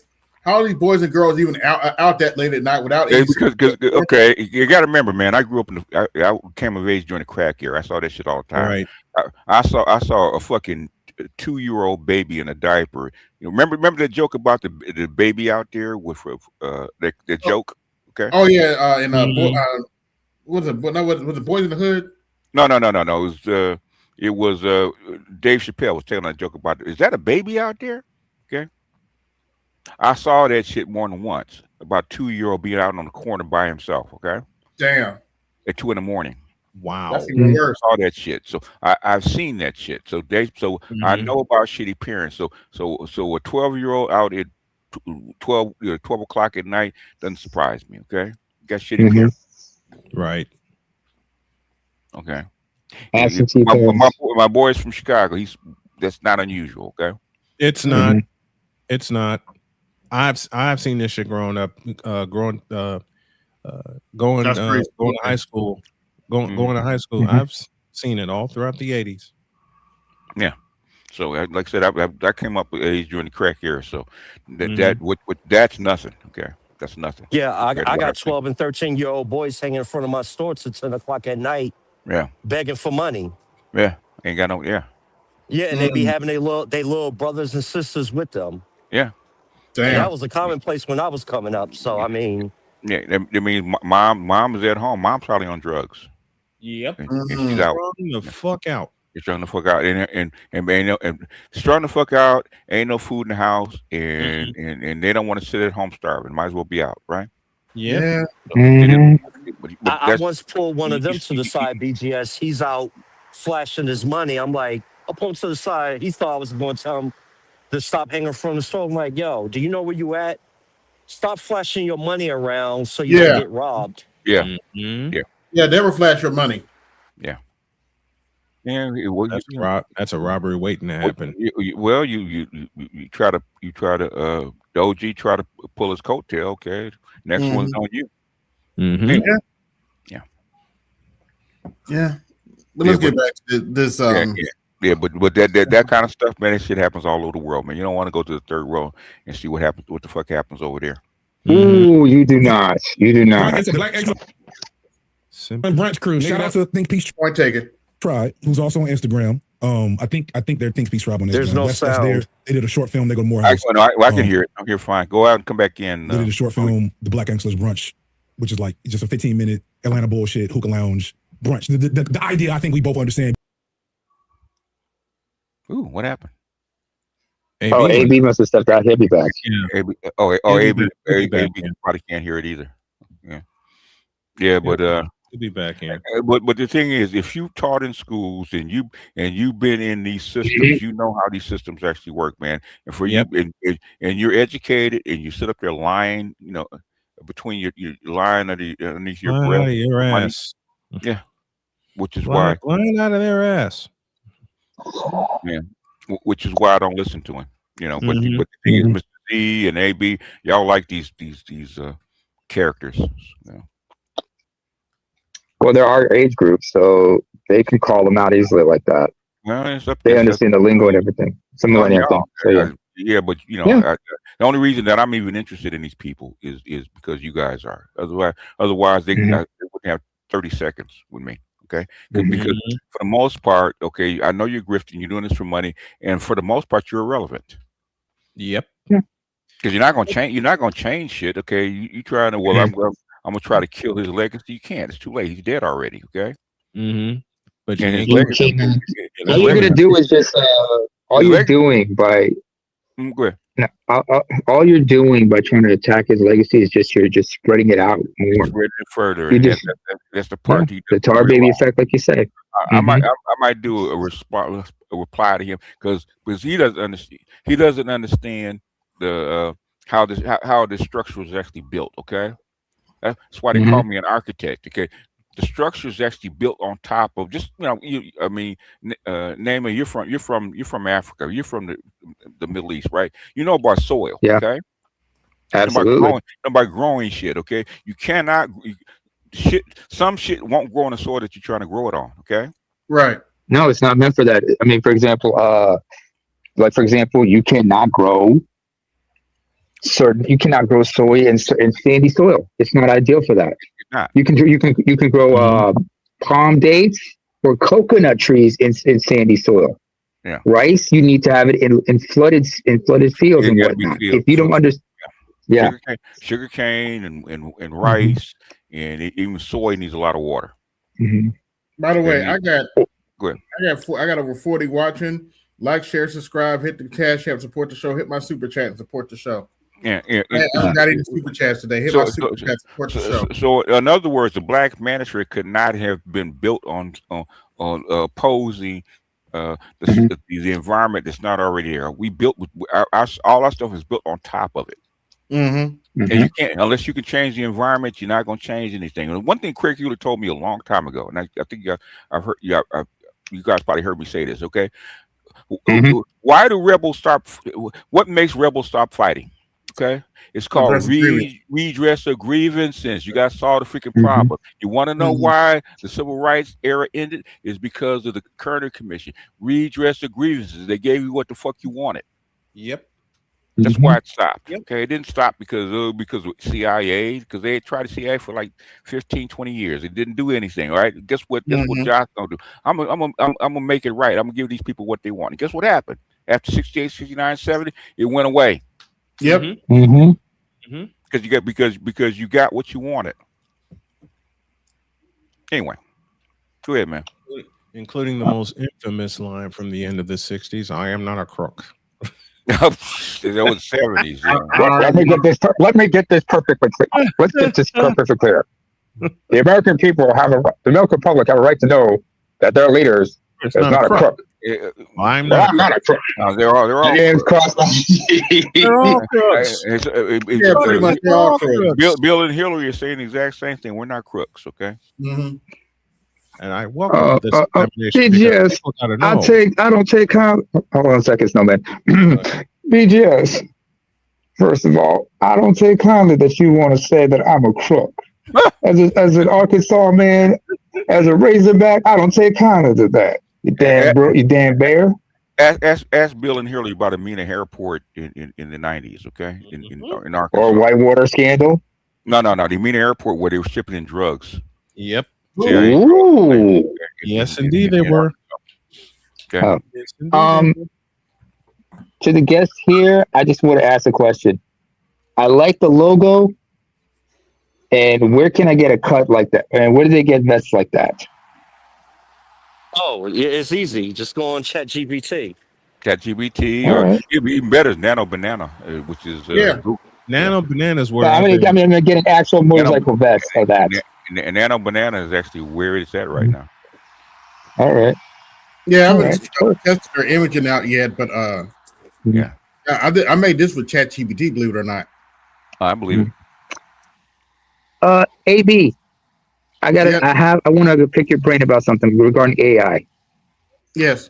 And big shout out to Sandog, because we had a conversation with him and we were talking, and he brought up about black fraternities and everything. Since the bold-faced liar wants to take shots at our late brother in arms, I figured you do an image or you do an AI of KS. And remember, what was KS's and BGS, refresh me, what was Kevin's fraternity? I think it was a Kappa. Yeah, Kappa Alpha Psi fraternity. I think it was so if you can do something for him, and when I remember because Sandor explained what the Kappas were about. Hold on, brother. I would prefer you ask one of them. I don't want to misrepresent that organization. Oh yeah, that's true. That's true. I do not. They get real touchy about that. Yeah. Ask Art to do it. Ask Art to do it. Yeah. I don't want to misrepresent those brothers. So. Oh, okay. Because somebody knows somebody who is the association. Maybe they could help you out with some stuff, because I thought we can do an AI image of Kevin Samuels, with the cane, just doing the noob stroll and whatnot. And I thought that'd be a good idea, but understandable. If you can't do it, I respect that. Yeah. Now, I talked about on Thursday, BGS. Evidently, the Democrats dressed up like a bunch of frogs for the State of the Union. So I came up with this. Okay. My fellow citizens, you know what time it is. Vote frogs, no matter who. Yeah, because migrants are more important than you.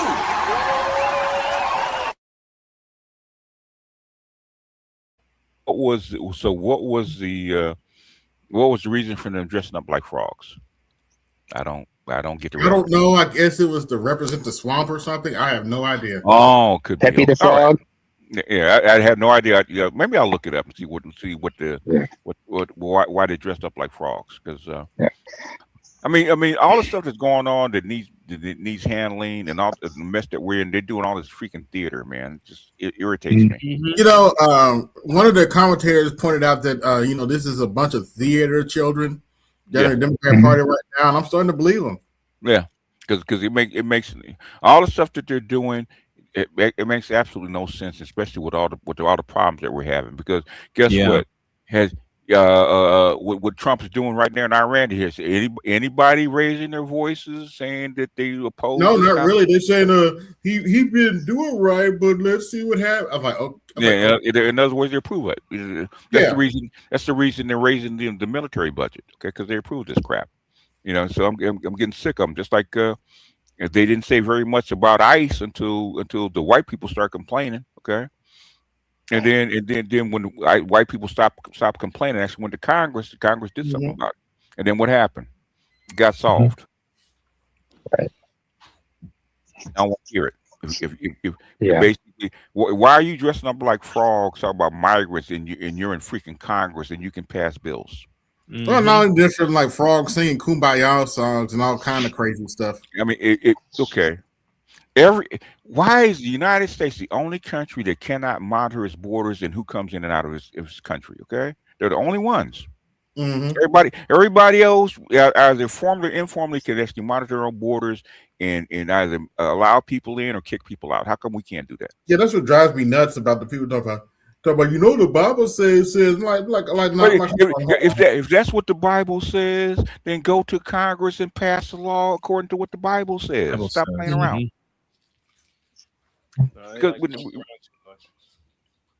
The Bible also says, "Don't cast your pearls among swine." I mean, if you want to you want to have open borders and all these people in under whatever circumstance you want to allow them in, man, pass the freaking law and do it. Okay. Every other country can actually go to their Congress and go to their governing body and pass the freaking immigration law. How come we can't do it? Trust and believe. Trust and believe. You can't. Trust and believe that. How many African countries can you go to and move into and get welfare? None. None. Okay. Or social services like that citizens get. None. None. And You can't even get citizenship by birth, even in all those African countries. You got to go through all these hoops to get it. Even if it's difficult, especially in Africa, it's difficult to get an actual green card as a resident. Okay, if they can do it, how come you can't do it? I want to hear it. We get sick of this stuff. Of it all. It's real. Go finish. I know for a fact it's niggas with degrees that are also idiots. Oh, you're looking at one. Shit. We're looking at one. Two of them. We're looking at two of them. The producers got Yeah, exactly. Damn it. Wait, what did he say? What did he say? Niggas that got degrees are also idiots. We're looking at two of them. Oh, okay. I thought he said niggas who went to Greece. I thought he said, my bad. No, with degrees. Yeah, No, I misheard them. I said I misheard them, so I understood. It's because he's using Southern American pronunciation, so you're gonna miss it. Okay. Oh, okay. You got that twang. Okay. Yeah, got that twang. Yeah, and he's twanging. He's from Georgia, I do believe. I think he's in Atlanta, right? He's from Georgia. Atlanta, yeah. Shit. Oh, yeah. He better. Oh, my peoples are heavy there. And he got a lot of lisp in his speech, so it's gonna come across. Oh, he got more listening American Dream, Dusty Rhodes. All right. Ferg usually sit here for 2 hours and don't say shit. So that struck a chord. But the thing is like, it's also like that it's not like I don't respect higher education. Right. I didn't see how it was applicable for me. None of the things that was represented in higher education I wanted to be. Right. And what I should have known more about creative programs. I just didn't. Right. So like, yeah, on the back end of this, I'm definitely going to college, so to speak, but I'm gonna go to film school. Right. Because that's what I'm interested in. But nigga wasn't telling me about film school. Yeah. When I told him I wanted structural failure. Yeah. When I told my counselor I wanted to be a cartoonist, she didn't say, well, a lot of like art is like marketing. Maybe you should go to school for like marketing and advertisement, and you can have a career doing that, but you can then you can work on your skill set at the same time. She was like, my fucking counselor told me there ain't no money in art. I said, oh, bitch. What kind of counseling is this? I quit then. I guess. Yeah, well, fuck school. That's trapping her. Bro, literally. No, listen. She's a dream killer. It depends. You told me there's no money in art. It all depends. You got to look deeper into it instead of art, just like acting, is if you get to the top 5%, yeah, there's money in anything. But the thing is, as a regular person, no, there's no money in art. True. Yeah. So art. So basically, like, you need to choose a better career. I was like, I'm finna sell drugs. Fuck this bitch. Fuck school. I was like, I'll get by, because like I know my mom only cared about me graduating high school. And she was like, I can't set an expectation for you to go to college because I didn't go to college. Right. And she was like, it would be nice, but I also see you, know you. Yeah. Can you just get a diploma? So when you do decide to get your shit together, you don't got to go get a GED. It'll be done. When you decide, okay, let me tighten the fuck up, you won't have to go through that big step. Right. So yeah, I graduated like a 1.8, bro. It ain't something like to call home about. But let's also analyze 1.8. Jesus Christ. 1.8. The framework that separates me. If I ever achieved a 1.8 on my GPA through high school, good Lord. You actually said that out loud in high school, and you coming to us, and you had a 1.8? A 1.8. Are you kidding me? Yep. Okay, all right. Never mind. Continue. So obviously, like, my mom highly educated, my dad was highly educated. So I was in the south suburbs of Chicago, and Chicago has a very distinct black middle petite bourgeois class. That's why the rappers out of Chicago are Lupe Fiasco, No Name, Kanye. You know what I'm saying? Like, we still got Twista and Crucial Conflict and shit. But but that makes a lot of sense, right? And low key, my parents know most of their parents. You know what I'm saying? There was a community. There's also like the remnants of the Black Power movement, whole bunch of shit, right? But the thing that I want to point out, and this is something I even saw in the south suburbs, is that I was a little boy because I was, again, autism spectrum adjacent, a little quiet, you know what I'm saying, a little passive, just wanted to watch. I wasn't trying to be center of attention, so I was good. And so them teachers said, hey, if I would have came to them and said cartoonist, they'd have said, well, marketing. They'd have said, you should look into business then. You could still look into film. They gave me every option because they saw within me potential. Because you was good. Because I was good. These other little niggas, though. Y'all niggas better bounce this basketball. Y'all better get this GED. You get out of high school, don't. You know how the system works, but you still full of shit and coming up here bullshitting us, huh? Okay. Don't start no trouble, etc. And that has a ripple effect. that has a lasting ripple effect on how a lot of young black boys view the world. And there's a lot to that. There's so much to that is under engaged with, because the only shit that pops on the algorithm is 50-50 dating. Yeah, it's rough. You know what I'm saying? Like, and the only, I struggle. And there's a reason for that, but you don't want to talk about the reason for that, do you? With it, because when I touch on that, there's one or two of them niggas. Thank you. I thought that shit coming from a mile away. Go ahead. When I touch on it, it does start to percolate certain conversations, and I'm like, yeah. And there's one nigga that says, yeah, but black women. I'm like, fuck, nigga, like. FD, we have to do a better job of ignoring those people. No, I mean, yes. Because we get a lot of love too. I struggle with it too, though. Yeah. I'm like, fuck you. Here's a picture I found of your wife, nigga. Like, but I gotta stop doing shit. Like, it's because I'm getting trolled. Right. And it creates incentive. Like, there's niggas I would love to air out every time I pick up a microphone. But what that does is, it doesn't just give a license for them to make content about me. It literally trains the algorithm to connect us. The algorithm hears me say that motherfucker's name. My viewers go see what he got to say about me, and vice versa. And now we now. Yeah, I noticed he didn't put my name in that little screenshot. I was like, okay. Yeah. I did commented on that, dog, because he said, look what I made these Negroes do. I was like, what did you make us do? You don't have to take down Kevin. Really? Also, BGS, I noticed, I looked through his comment section, a lot of white people were commenting, and I was like, oh, I see who your audience is. Yeah, we know who his audience is. He's be lying about they're mostly black men bullshit. Okay. Yeah, talking about y'all think my audience is mostly black. I'm like, I never said that. Are we connected? And now I got to deal with his fan base or their fan base on a regular basis in my comment section. So you shouldn't have mentioned his name. Speaking of which, yeah, because if you don't bother us, we don't bother you. Speaking of which, I made this because you did that screenshot of me.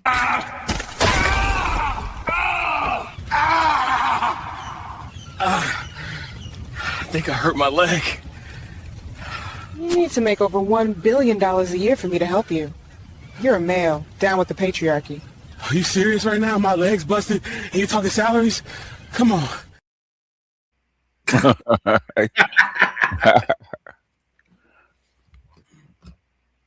All right, he sent that to me and I laughed my head off.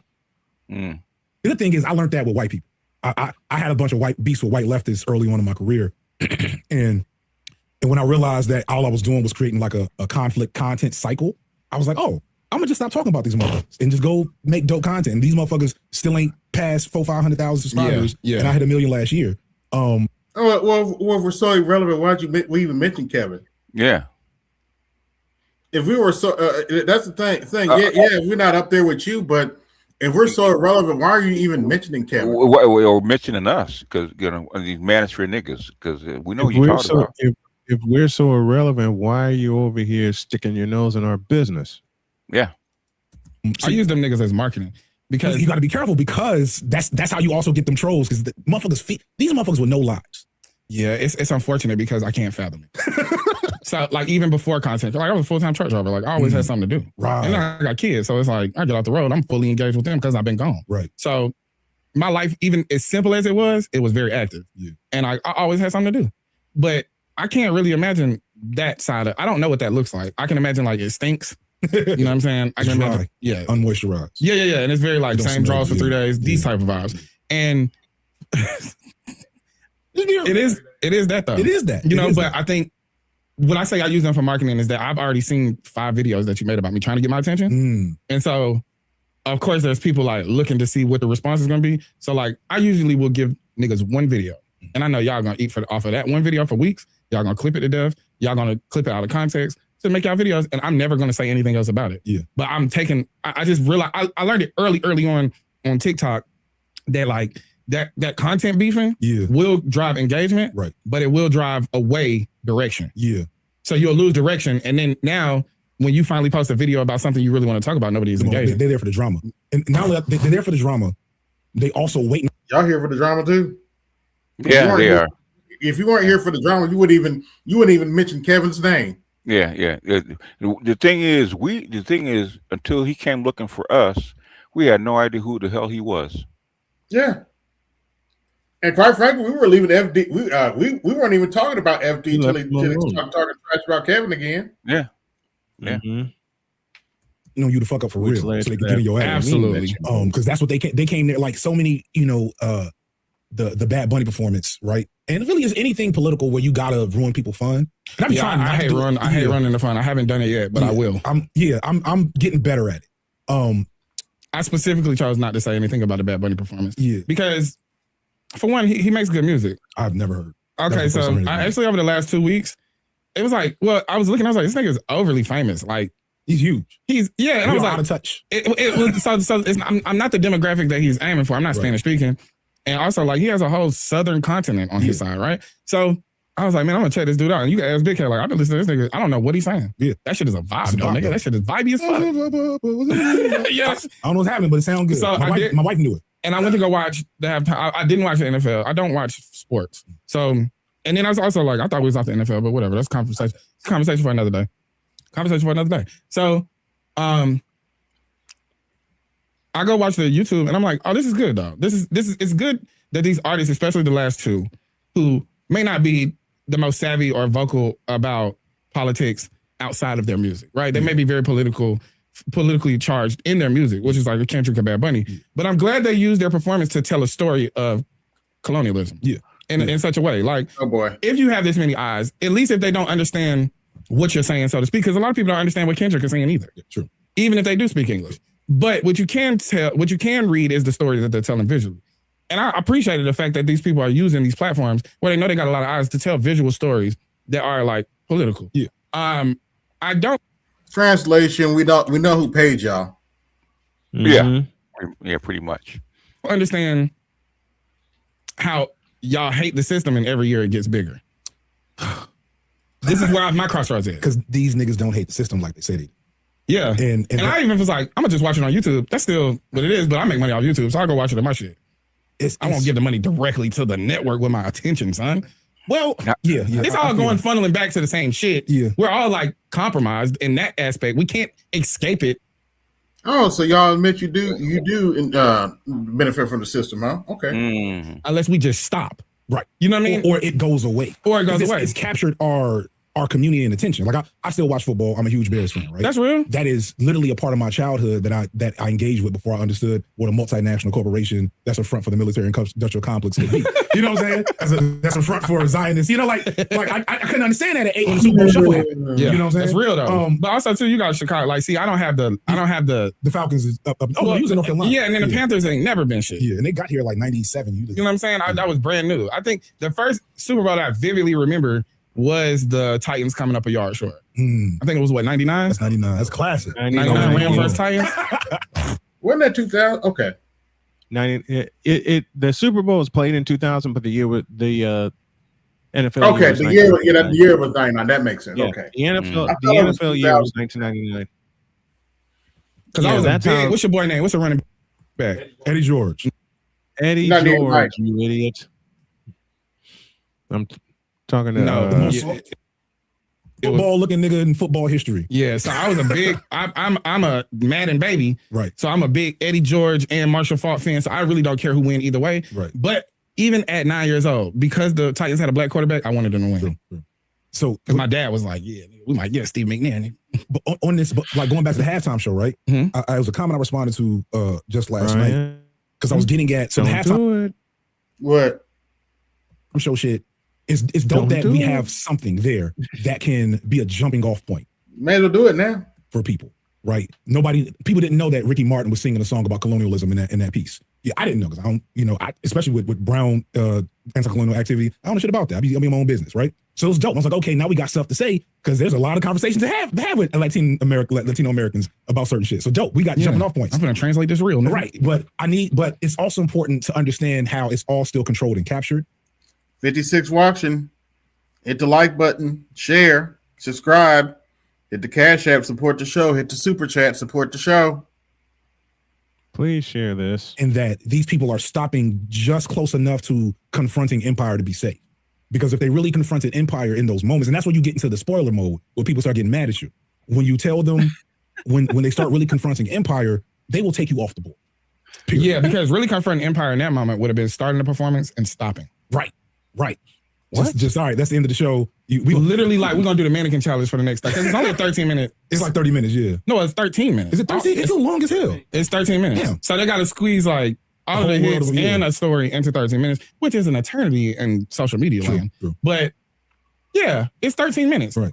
Imagine 2 minutes in, they just say, yeah, that's it. We done. You know, we stand with insert a multitude of people here. You got Sudan, you got Iran, we stand with the globe. The globe. We stand with niggas the in globe LA right now. They live in San Francisco. You know what I'm saying? There's so many things they could have did.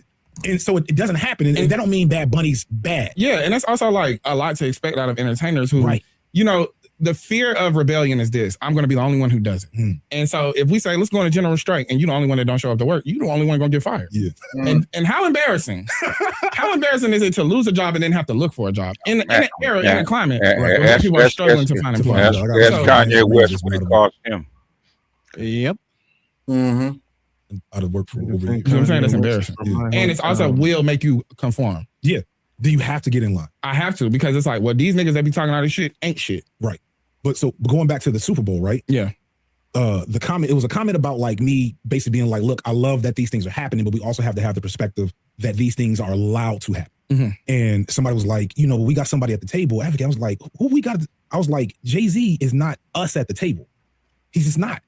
He's a billionaire. He's a billionaire. He doesn't represent our interests. He's been a millionaire for 20 plus years. Right. This nigga's not living the same life as us. Yeah. And then he was a rich street nigga. Right. This is a drug dealer. This is literally the most capitalist you can be. Exactly. So like expecting the way he moves to be in benefit of people and against Empire, when he made a song called Empire State of Mind, is foolish. And that doesn't mean you have to dislike Jay-Z. That's top 5 dead alive rapper. Anybody that says otherwise is either too young or too stupid to understand. But that doesn't mean you have to abide by the political stance that he makes because he's a billionaire, and that you shouldn't engage with that internal paradox.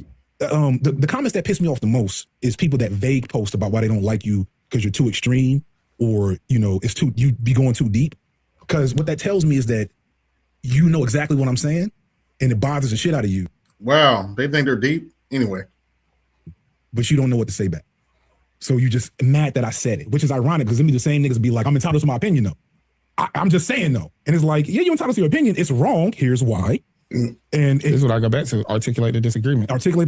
And well, and the other thing is this, is that I'm 35, bro. I've been like inundated with pop culture since I could remember. Right. I love it. Right. You know what I mean? And I love talking about it. I also am aware of what it is at this stage of my life. I do understand. Damn, I have to claim him too? Shit. Yeah, claim him? What? Oh, because of age? Yeah. Oh. Bad enough I have to claim FD. I literally have to claim FD. We're in the same age bracket. Damn. He's in his early 40s like me. Shit.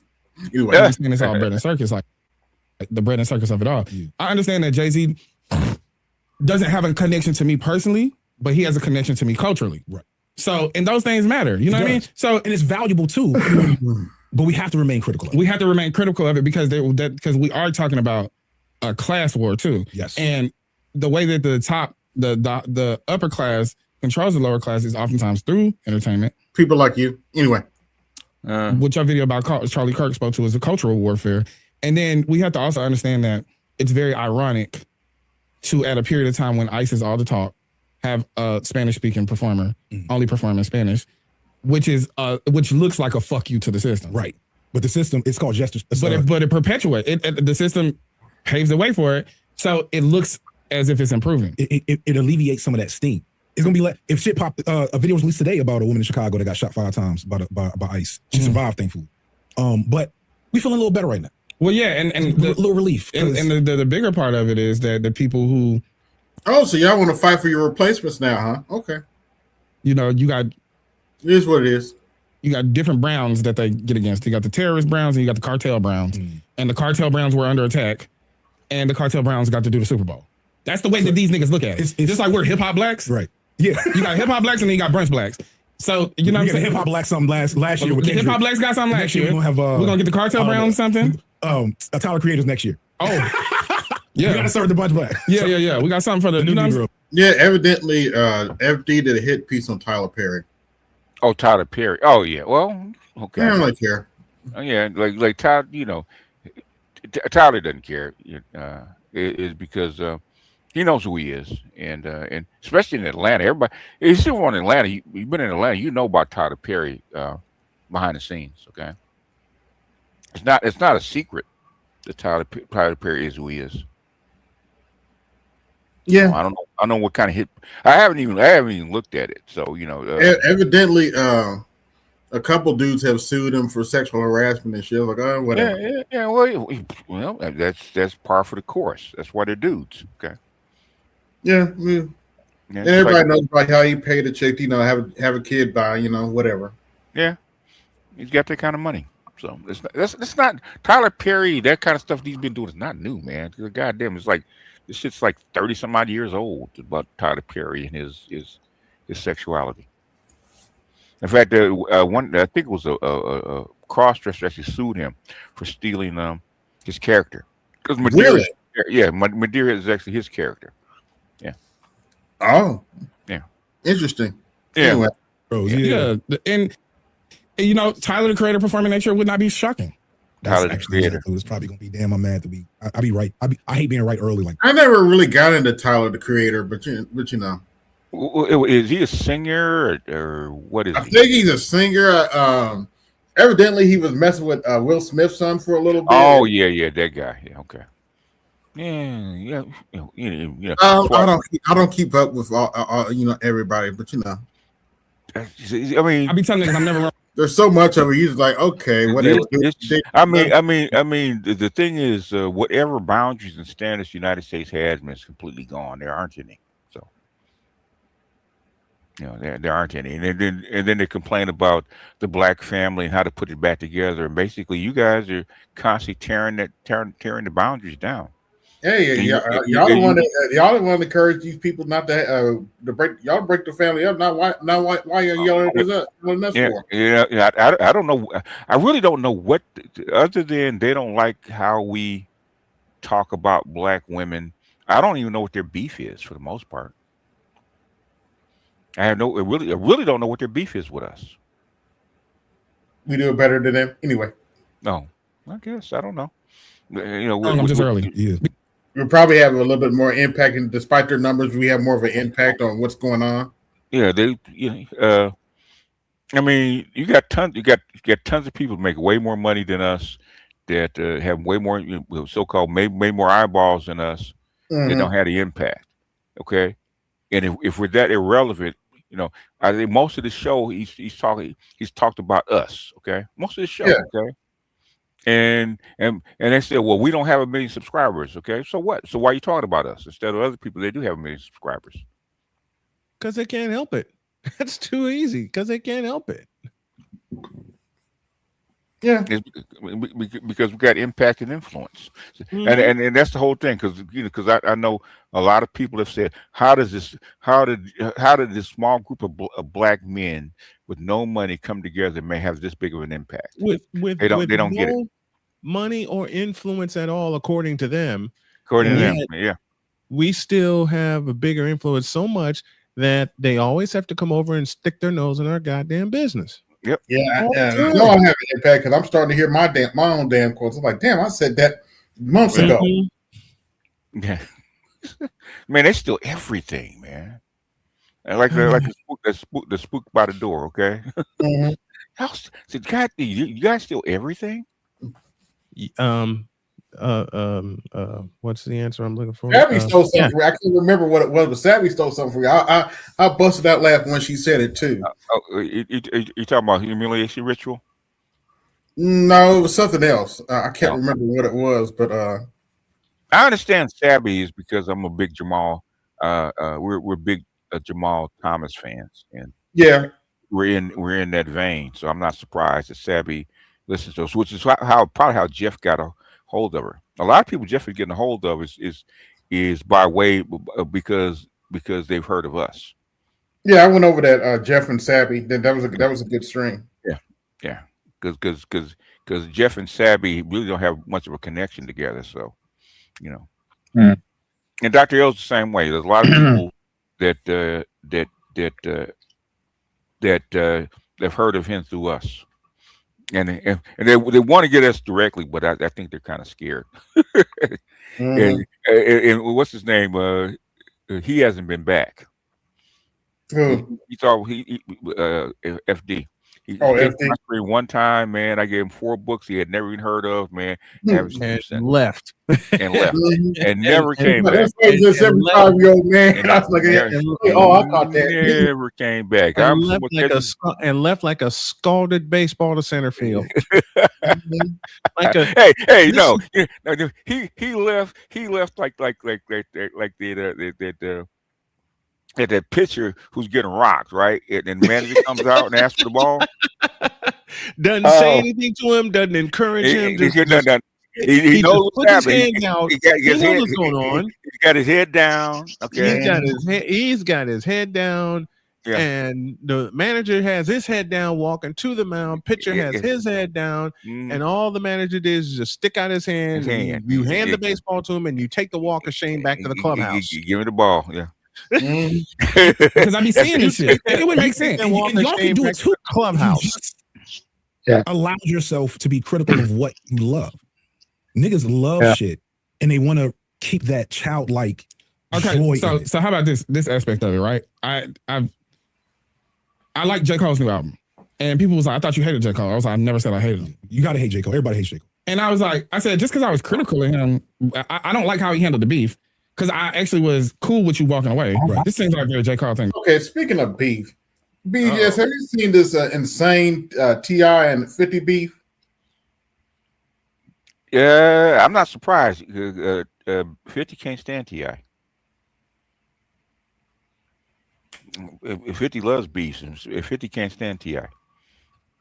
Evidently, he said something about Tiny or something. And now T.I.'s son's in it, posting pictures of his mama and stuff. I'm like, boy, you need to sit down. You need to stay out of it because 50 from the street, man, and 50. 50 like dude, you're too young and you don't, and you doing too much. He posted a picture of 50's mama. And shit. I'm like, okay, I'm like, bro, you don't. Oh no, you went across the line right there. Yeah, because remember 50's. You're gonna wind up in a swamp somewhere, man. You don't know who the fuck are you. Yeah. Like the other rapper that said he committed suicide, his body wound up his son wound up in the swamp, in that pond. Okay. Yeah. Okay. At that level, you gotta know who you fucking with. 50's a rapper. 50's also a gangster, man. Let's continue. Thing to do is be conflicted by a decision. And then be like, but ultimately make the decision that leans on embarrassing, but is more so about him and having his own integrity. Right. I respect that. I loved that. I did. I don't like Port San Antonio. You can't. I'm way more gracious with Port Antonio than others, but I also. But you get it though. But I get why niggas is like you're lame for that. But it was lame. To me, it's like me and you in an argument right here on this block, and you be like, you know what, you got it, bro. And I'm gonna go on the next block. I'm like, man, I ought to beat that nigga ass. Like. What are you talking about, guys? Right. You was right over there on the block. You told me got it. You told me got it. Yeah. After you started it. But those are all facts. So this is the thing. But I fuck with him. Right. I've been a fan of this nigga. And so what I explained to this person is like, I can be critical of artists that I like. I'm not a stan like you niggas. Yes. So this nigga is not Jesus to me. This nigga's a human. He's not above criticism. If J. Cole is a fan of this show, right? I met J. Cole the other night. Oh, he spoke so highly to me and like he spoke life into me, bro. That was one of the realest shit ever. I'm pretty sure he's seen shit on my show. He like, I don't really like that. It didn't stop him from watching it. He just doesn't have a public platform where he speaks to the public. Yeah. So his criticisms aren't right. You know, you don't have to live in that. They're packaged in albums. Yeah. You know what I mean? And I think the thing is like, oh, y'all be standing shit. It's stand y'all culture. get married to shit. That's our new religion. Stand culture. Damn. I fuck with Jay-Z. I also know you like a staunch capitalist and you only do what's in the best interest of your pockets, nigga. Yeah. Jay-Z was probably like, you know, this other shit going on. May I read this? Yo, get the bad money. For one, we gonna get the whole South America on pause for minutes. Right. We're gonna get the cartel, bro. Thank you. BGS, this is your fault. Andre, thank you for your donation of $2.79 Canadian. He says, 75-year-old BGS tax, LOL. I'm so glad you said that name. We're speaking of something that is completely BGS's fault. This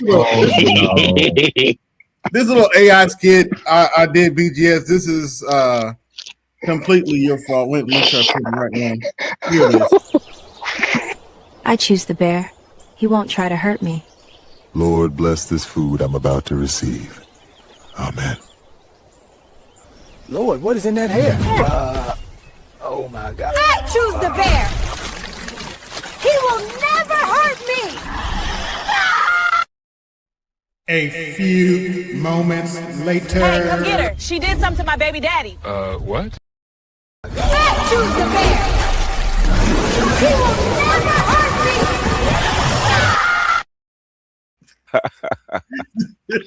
That is completely your fault. You know where I got that idea from? What's the name of that movie? The Ring. The Ring, yeah. The Ring with the or with the girl crawling out of the TV. No, yeah, that's The Ring. Yeah, go ahead. Not that. I got that idea from. Remember, we were talking about the Banyang one day. Yeah, and you said that like the symbiont. Yes, that's where I got that idea from. Okay, like, you know what? Okay. But it kind of reminded me of the Ring. It comes out. It kind of reminded me of the Ring with like the Ring. She crawled out of the TV, and that's what she looked like. Yeah, from the well. Also, if you might remember, The Grudge, the original Japanese trilogy, The Grudge. Okay. So there's also she crawls out of the bear. Yeah. She crawled out of the bear, and the bear was. Hey, you know what? AB reminds me of an old joke that D.L. Hughley had about people getting attacked by mountain lions. He said, it's a good thing they don't attack. They don't kill and eat white people. No, they don't kill and eat black people. Otherwise, they end up with other diseases. Mountain lions end up having hypertension, high blood pressure and shit. Oh well. Some of them getting sickle cell and shit. They don't fuck with us like that. Well, y'all, I'd get fucked up by a leopard easily. You see that video of those 3 heifers that crashed out over Wendy's? I haven't seen that one. Evidently, they charge these heifers $1 for extra ketchup, and Okay. I guess they were drunk and they opened the drive-through window and was throwing shit and everything. Okay. And they crashed out over $1. $1 in ketchup. All right. Well, they'll probably have to pay more than that in court fees. So it was worth it. Master teacher, I have a funny one for you. Okay. We had Jody and I went out recently, and there were a couple of Keishas that crashed out over Jody. Okay. They crashed out over us. Oh wow! What did you tell me that one time, sir? The death stare that I'd be getting. Mm-hmm. Yeah. I don't. 1,000-yard death stare. I still don't get them. After all these hundreds of years, decades. Yes. Mm-hmm. Yes. I got the 1,000-yard death stare, and remember they were all crashing out about, you can't take me to Cheesecake Factory. Fuck that. Jody and I went to Chili's and got the 1,000-yard death stare. Ooh. BGS, where are these? Are we gonna play the game now? So Go ahead, AB. Go ahead, AB. Where did these chicks get off thinking that Cheesecake Factory, something like Cheesecake Factory Root Chris is the first date? I'm sorry, no, that's too much money. That's too. You know where they get it from? They actually get it from Instagram and online media. And they compare each other. Okay, there's a lot of that going on. The first date for Jody and I, we went to Bob Evans in Maryville, Indiana. Bob Evans down on the farm. She came up to see. Okay. I was living up in Michigan City. She came to see me. I had a game to do that Saturday night at Northern Illinois. And yes, she went with me because there were black women that challenged me. Oh, she wouldn't go to a football game with you. Bitch, she was my booth producer for 2 years. Yeah, well, let them F around and find out. Matter of fact, she is my booth producer, even when I'm here at home. We went to Bob Evans, and no problem there because we were in Maryville, Indiana, which is just a long suburb of Chicago. Boy, when we went out for the first time in Terre Haute, Indiana,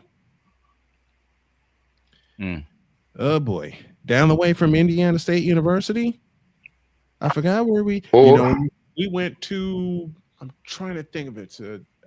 Texas Roadhouse. We went to Texas Roadhouse. The stairs that we got there, even while we were waiting for a table because it was a long wait. And the stairs I was getting from some of the big dubs that were walking up, and it was a big group of them. They were by themselves. They hear me and Jody laughing about nothing that pertained to them. Nothing. Yeah. Nothing. You want to talk about a yard stare just from those eyelashes alone? It was funny. It was funnier than shit. Because Jody leaned into me. She says, I have a question for you. I said, what's that? She says, turn around and look very slowly. I turned around and looked, already got the message. And she says, what do you think they're mad at? Honey. And Jody bust out laughing. This is a cold-hearted woman you're married to, Snowman. God bless you. God bless you. This is BGS's white chocolate sister-in-law that has made me happy for 8 years, okay? Yeah, I know. Yeah, I know. It's always BGS's fault. God damn you, BGS. Actually, yeah, it is BGS's fault because he created a monster. He started it with the joke that made everybody in this house laugh. You sure that ain't a black? You better not show my dirty ass house. That's what started it. That's not a black woman. You better not show my dirty ass house. And BGS jumped all over. You sure that ain't a black woman you married to?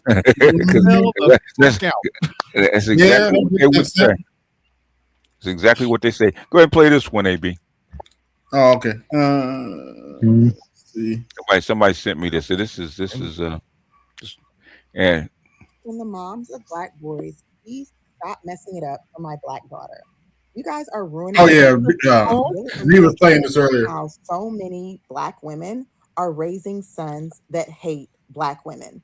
There's a TikTok trend that my daughter just sent to me, and it's basically like one slide of a picture of a young black male, teenagers, and it says, "You look just like my type" on the first slide, and then the next slide it lists like the physical attributes that they're looking for in a girl. And the number of these posts that she sent me where black boys are professing that they want a snow bunny, that a snow bunny is their type, is disgusting, disturbing, and honestly very frustrating. I had to go into the full spiel with my 14-year-old daughter of the politics of dating and how some groups decide to date in other groups, not because of a true desire to do so, but because of a lack of desirability within their own group. It's a very, very deep and nuanced conversation, but can we please stop raising black boys that hate black women? Because it starts very young and it's... Why if we don't choose them or kiss their ass, we hate them? Because that's all they know. That's all they know. They don't know anything else. That's exactly all they know. You pointed this out years ago, BGS.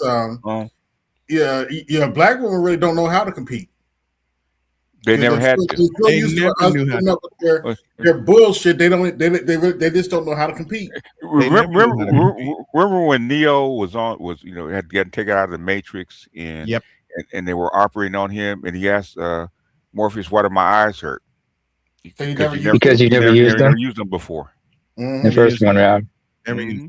Oh, you mean when they had him? When they had all the when they put all these the acupuncture needles, when he was covered in the acupuncture needles and everything? Yeah, I remember. He's taking out the implants. Yeah. So you never used them before. Oh no, they modified the implants that were on his body. Mm-hmm. Yeah. And to All right, think but and to think I made go my ahead. sister throw up when she saw a picture of Jody and I recently. Okay. Well, master teacher, It's not you know it's Mhm. not like this stuff is new. Okay. The thing Right. is, Exactly right. you know, and the thing is, you have been watching interracial couples over the past, what, 50, 60 years? And this is Longer. Yeah. Longer. Yeah, play that. master teacher. I mean, am I talking about in media? Okay. Remember with Mhm. Sidney Poitier, guess who's coming to dinner in 63? Okay. Mhm. I was Yeah. shocked then. Guess who's Okay. coming? Yeah, guess who's coming to How dinner? about this? Mm-hmm. How about this one, BJ? Think about this way, because I watched a recent clip where you were talking about where you showed like a South African woman trying to blame it on adult entertainment. It was why men are not, getting involved with women and whatnot. And I had to, and I realized, yeah. Yeah, South And the Africa. thing is Yeah. Go ahead. And the thing is this is something people forget about when it comes to the neurological and psychological makeup of a woman. Mm-hmm. Is there's a level of solipsism to their thought process. Mm-hmm. So they cannot comprehend anything because there's a level of apathy they have towards males who are not related to them. Yeah. And the solipsism is strong with these individuals. Remember, it's solipsism and narcissism that operates that's the main source of how they operate. It's because a woman has to be dedicated to her nest first. Okay. Her nest, yeah. Her children, and then her extended family, including her husband. That's how come if Yeah. you're not her husband, okay, or inside her nest, okay, she's gonna treat you like a resource. Yep. That's or a threat. Or a threat. In certain cases. Well, she's not gonna deal with it if you're a threat. Okay. Yeah, I mean, to your point about the whole thing about like the nesting thing, understand that the difference between a father and a mother when it comes to children is this: a father, he sees that child as its own entity. A mother, no matter what, because remember, she brought this child in the world. She sees the child as an extension of herself. Because it is an extension of herself. Mm-hmm. What is the child's body made up of? It's her cells. It's not the child. Her cells and his cells, yeah. Yeah, it is. Mhm. No. I mean, literally, the child's body is made up from her body. Okay, that's what feeds the child, causes the child to grow. Okay. Yeah. So literally, that child is an extension of her body. Yes. Go ahead. The mother has that link to the child. What is that? What is that? The lawyer told you, BG? One of your mentors told you that you're never going to be able to separate that link between. No, because she has a biological, spiritual and biological link to the child that you don't have. Okay, because the child came from her body. It's a part of her that you can never separate. Okay. Fathers bond to their child. That's like it's easier for a man to be a stepfather than it is for a woman to be a stepmother. Right. Mm-hmm. Because men bond to children differently than women do. That's true. I remember. Where have you ever seen the evil stepfather? Never. Never. That's why. There's a horror movie called Stepdad, but okay. But he's actually protected of those children. No. Yeah, let's get back to the Simp Brigade for a little bit longer. The Simp and eggs. Simp and eggs. I sauce. Okay. Go ahead. I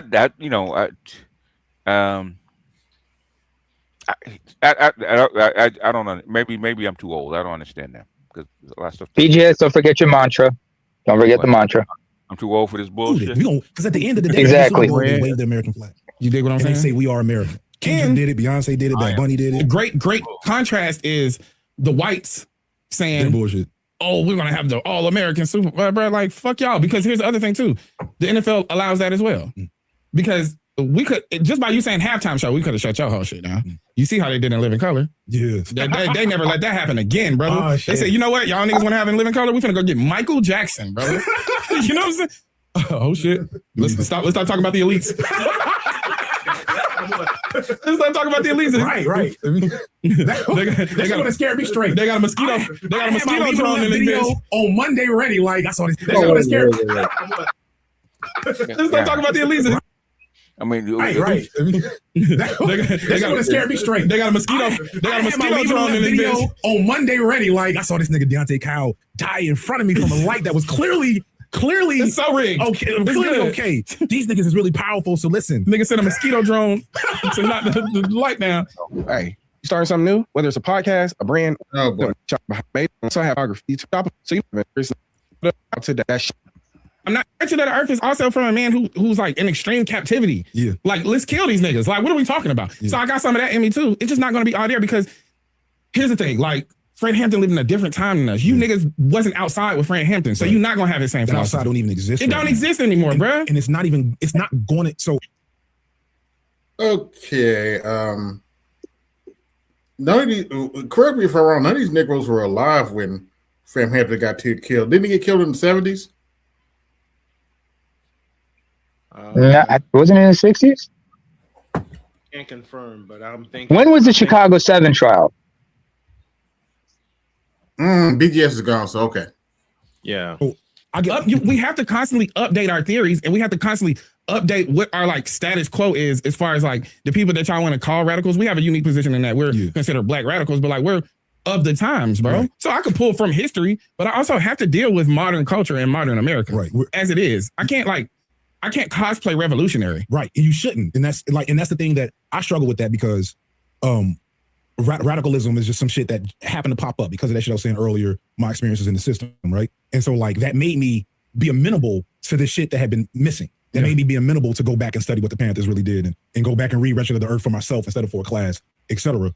But the thing that is important is that the radical position is the only moral position that exists right in society, period. Is the radical position to be against empire, not doing our fair share, your answer not doing our piece of the pie, maybe not your answer American, like, no, empire must fall.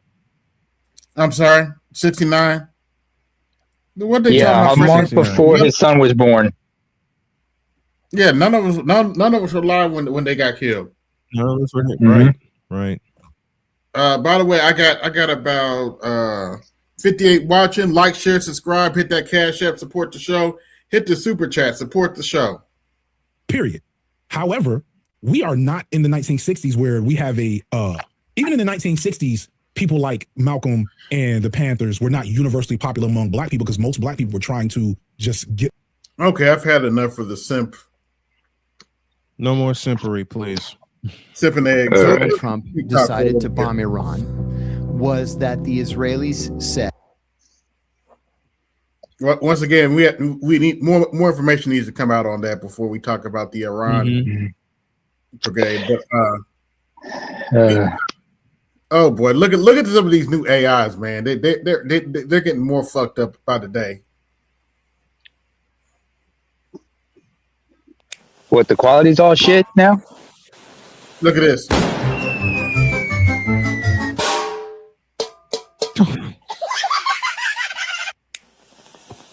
Oh God.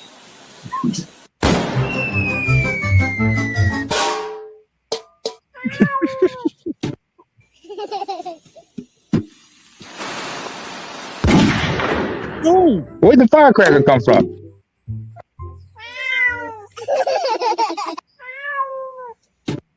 Oh. Right there. Oh, I didn't see it.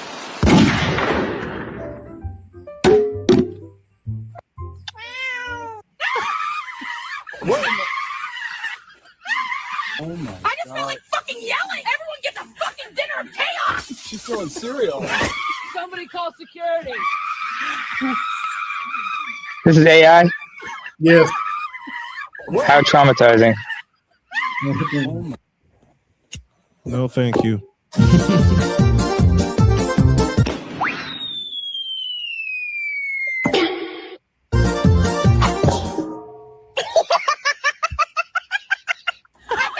Pause for a minute. Man, please, let's talk about it. Your quality control is a joke. I'm right behind you, man. Let's just stop.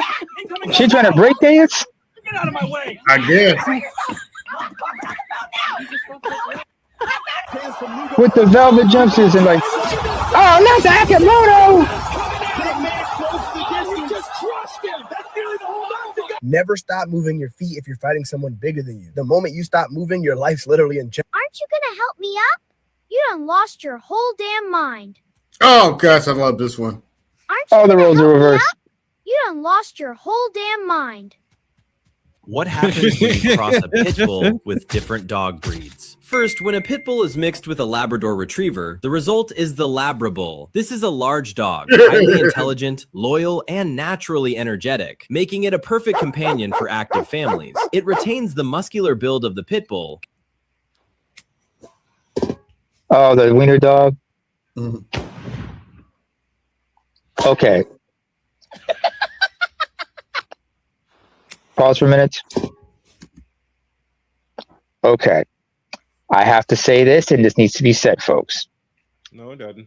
When AB, when you and I were kids, MTV had a series called Beavis and Butthead. Mm-hmm. And remember they played, hold on.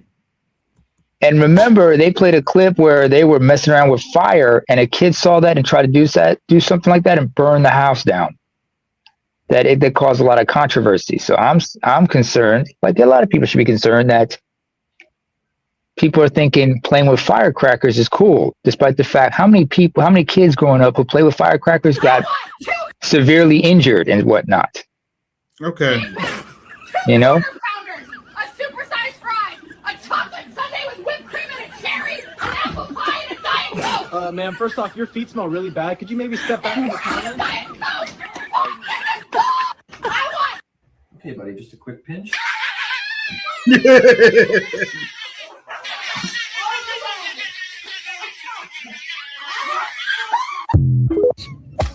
Chihuahuas.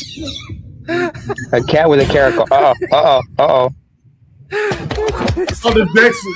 this next one's off the chain, though. Look at the next one, though. The tiger cub. Ooh. That cat's great. Oh, we gotta watch that again. Hey, can you put up Aquatechi's comment, please? Huh? Can you put up Aquatechi's comment? He said something to me. Oh, okay. Bro, I stand corrected. You're right. Let Darwin do its thing. Let Darwinism do its thing. You're right. Oh, I had to watch that again. That's so funny. He put a chili in the cat's mouth. That parakeet ain't shit. You're messing with a caracal. Oh! You don't like that, huh? You don't like that, huh? Huh? Like that?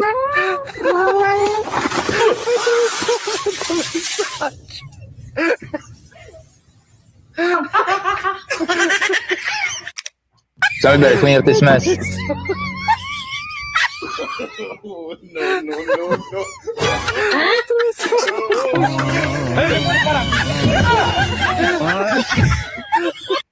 Bitch, you better put your hand on this sack, grab that goddamn meat, put this straw in your mouth, and suck the shit out this McFlurry tonight, bitch. Ooh. Damn. Bitch, you better put your hand on this sack, grab that goddamn meat, put this straw in your mouth, and suck the shit out this. Church, I gotta tell you what's on my right in heart. the Black face. History Month, it shouldn't just be canceled. It should be illegal. It's dividing us, church. We are one people under God, and we don't need a month telling us otherwise. Church, I gotta tell you what's on my heart. Black History Month, it shouldn't just be canceled. It should be illegal. Okay, buddy, just a quick pinch. Says who? Oh my gosh, look at this. Oh. Did he get a vaccination? Oh my gosh, look at this. Oh. Ooh.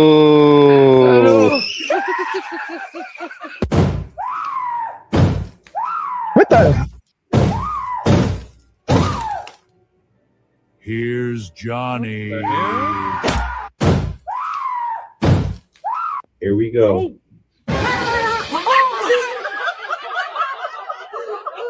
Okay, buddy, just a quick. All right, buddy, just a little poke.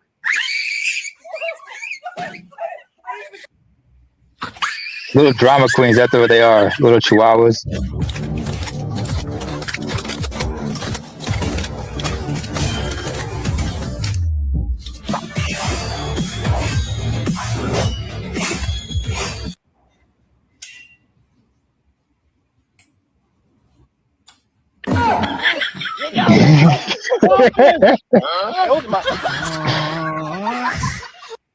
That's just wrong.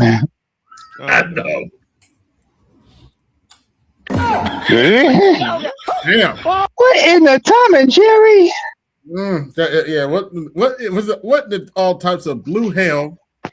Exactly. You know what? No. I got one. I got one for you. I got one better for you. Can you when you put up that frog meme? No. That green frog meme you put up earlier. All I wanted to say is, what in the New York Jets? It's green hell. Was that? What is Thank you. all types of blue hell? If you ever feel like you're in a situation where you're being What abused, in the all types of do you want to slap? I'm talking to you. Do you want to slap? See ya.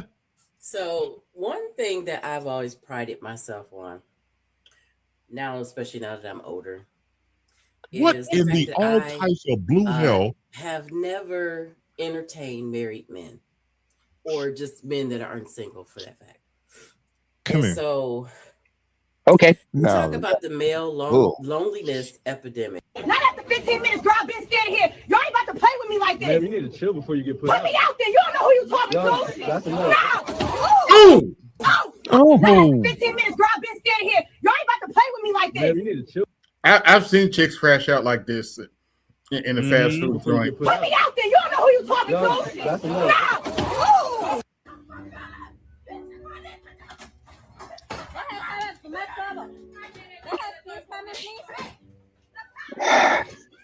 Good Lord. Over $1 a ketchup.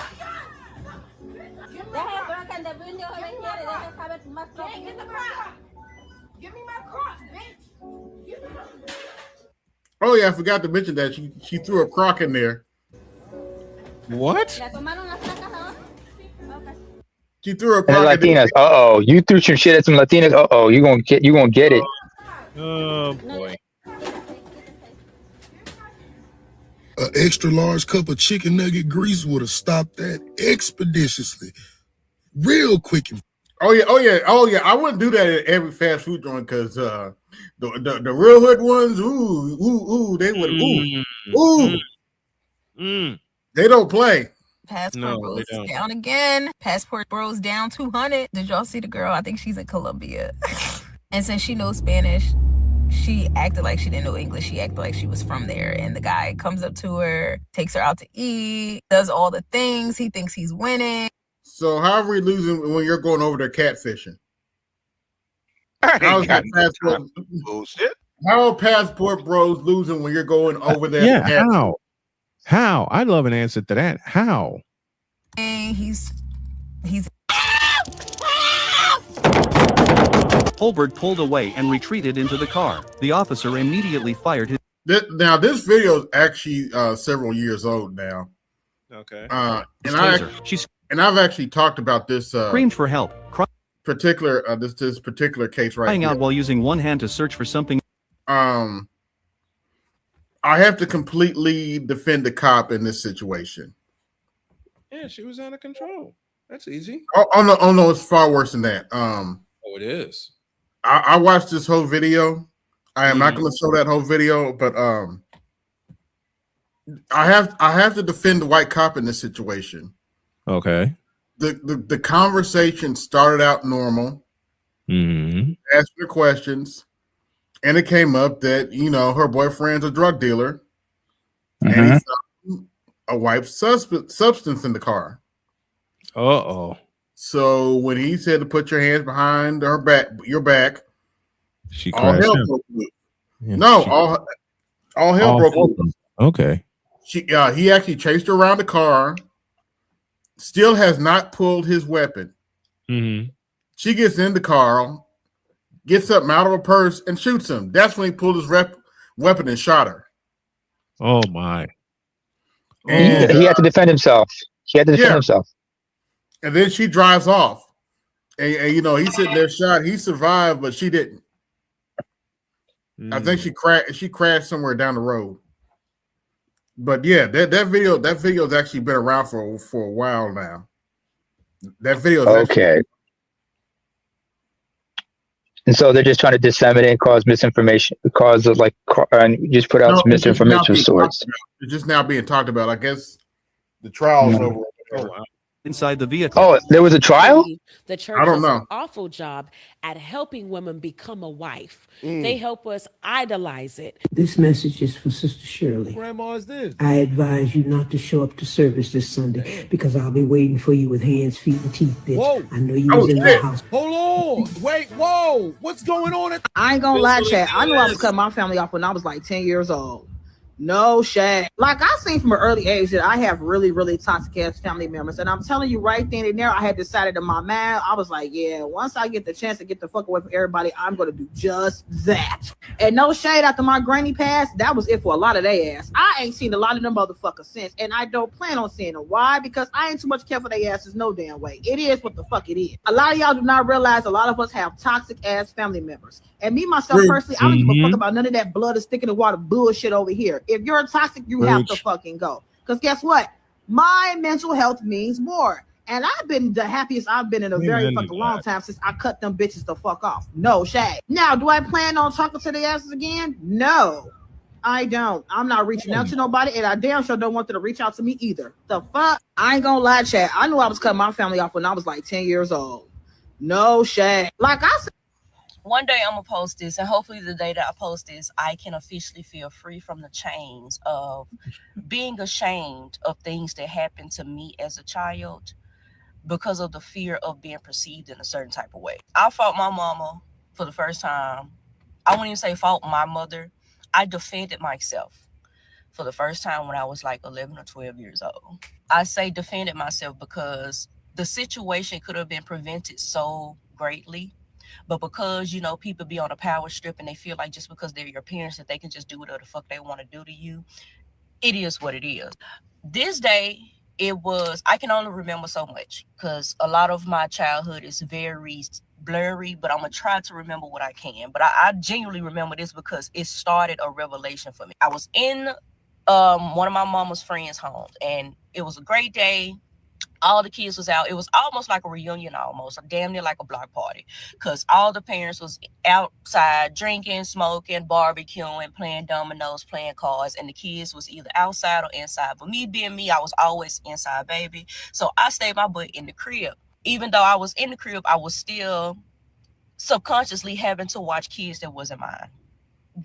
Because I was the oldest, it's like it's this rite of passage where whoever's the oldest child is responsible of the youngest children in the home. So I still had to have my head on the Typical single mother household rules. swivel, even though I wasn't really paying attention to the kids. Food was ready, and my mom was bringing in a fat ass rack of like meat. Set it on the motherfucking counter. She was like, give everybody a chance. I'm gonna do this and the third. So as I was coming by, I already knew what the fuck I wanted. I already know what I do not eat off the grill, and what I was not eating at the time was fucking chicken. I did not like chicken off the grill because I hated how strong the charcoal taste was off chicken. And I told my mama, hey, I want that steak. I want that steak. I think it was a steak or a rib, but I want to say it was a steak because it was big, it was thick, it was juicy, and I knew for a fact if I ate It's making me hungry, actually. But anyway. and one piece of meat, I was gonna be full for the rest of the day. My mom immediately snaps on me. You foodie. Immediately snaps. I'm gonna do whatever the fuck I want to do. Who the fuck you think you talking to?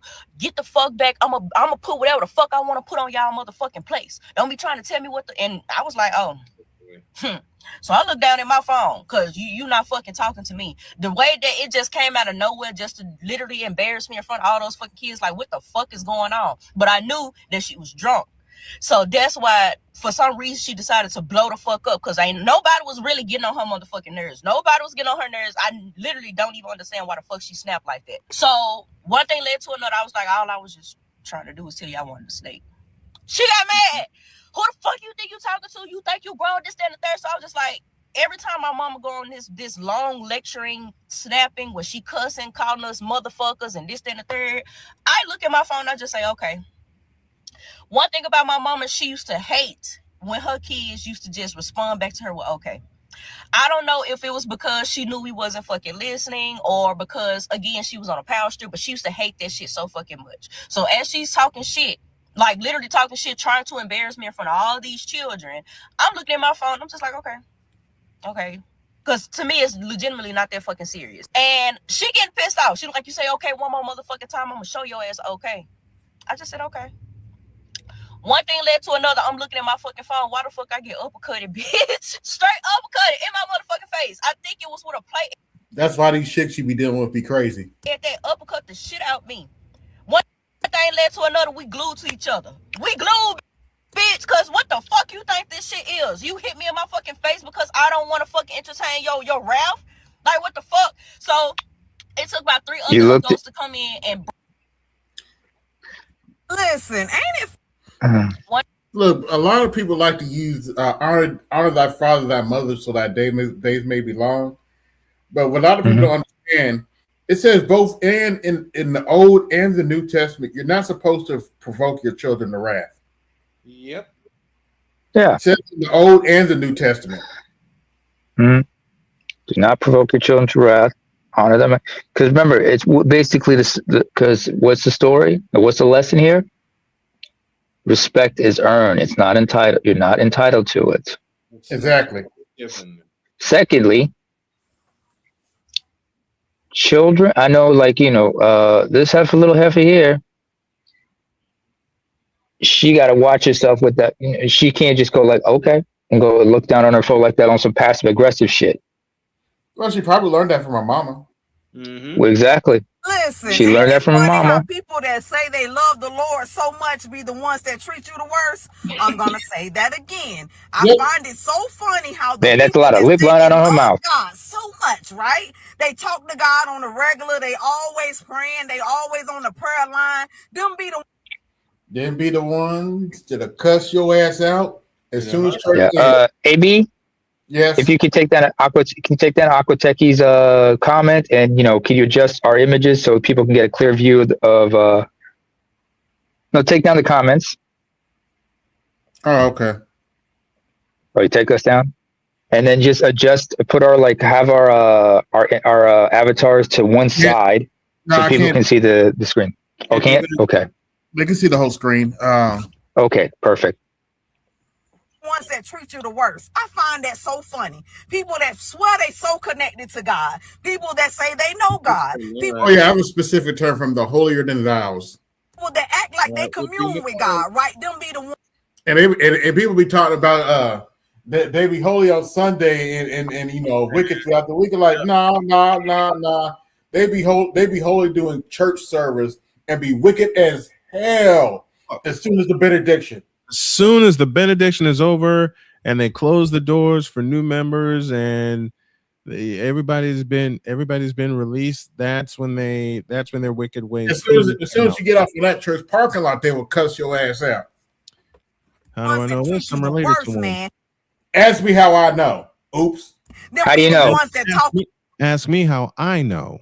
Because I used to go to church like that. About you so bad. They treat you so bad. Then it be the people that you be closely connected to too, right? It be them. The ones that say Ask this nigga for some more money. He talking about some, now you think I'm a trick. Ha!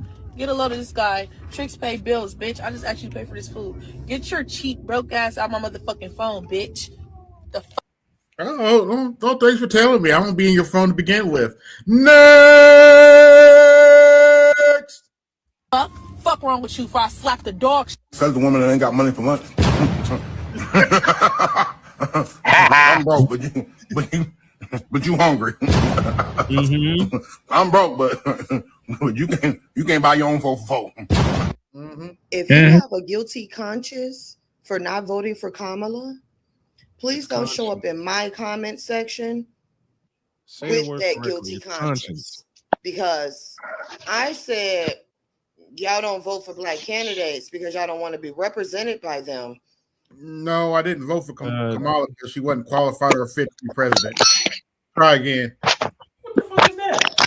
I didn't vote for it because she's just plain fucking I stupid. don't care about this shirt. What the fuck is that? That shit is short as fuck. What's wrong with you? Who go out like that? This is appropriate. This is what they wearing nowadays. They don't fuck who wearing that shit. That shit is short. You supposed to wear a shirt past your fucking knees. I look good. I don't care how you look. I don't give a fuck how you look. That shit supposed to be right above the below your fucking knee, yo. This is how you met me. Yeah, boy. Oops. What? Oh. See, and what you got to understand is Gen Z men leaning MGTOW as a whole was inevitable, okay? We watched our fathers, our grandfathers, our uncles, our older brothers, our older cousins, just our friends all get used and manipulated and played and cheated on and divorced and put on child support and get their kids taken away from them in 3, 4, 5 different marriages and relationships, get kicked out of the girlfriend's house when they tried to live with the woman. We watched all this shit play out. A lot of us were those kids getting taken away from our fathers. A lot of us were those kids with a simp father. Okay, a lot of us were those kids who our mother may have had money from her mom to sue the shit out of our dad. Okay, a lot of us saw this over and over and over again. So us not taking women serious as a whole was inevitable. All right. I don't know why everybody's acting surprised when, I mean, we literally are just paying attention. And then on top of that, that's why everything blew up the way it did, because we were craving masculinity. See, and what you got to understand. I can love your ass and still leave you. Don't get it twisted. Understand that. I can love you far enough from your arms where you can't hurt me no more. You think just because I love you, I'm chained to you, and you got that misconstrued. You think because I love you, I've sacrificed my dignity and self-respect. I didn't. I can love you far enough. I can love you and leave you. My love for you is not a prison. I am not your captive. I am not chained to your heart. Yes, if I leave, will I be hurt? Absolutely. Will I be disappointed? Absolutely. Will it take me a while to get over you? Absolutely. But will I still leave? Despite all that? Absolutely. I will leave your ass if you don't act like you got common sense, decency, and respect me as a person. Period. Quit getting me confused for all those other people that tolerated that bullshit. You must not have met a man. There's a man right now that's praying to God that his future wife maintains her standards and she don't succumb to the struggle and the loneliness that holding your standards high can be. Because people, when they say hold your standards high, people forget to tell you, I can love your ass and still leave. Yep. By the way, I did that with two needles in my arm. Ouch. Oh, you were at the hospital when you did this? All right. Dialysis. I will to the first young man, I will say this. You'd also forgot to mention some of y'all were the baby, some of y'all were the kids whose fathers were betrayed by when they found out that that wasn't your child. Forget that. Good. Jody has to get up in a few hours, so she has to go to work early. So I'm gonna know. Thank you guys so much. I appreciate you. We're gonna look at a few more TikToks, then we'll probably get out of here. Yeah.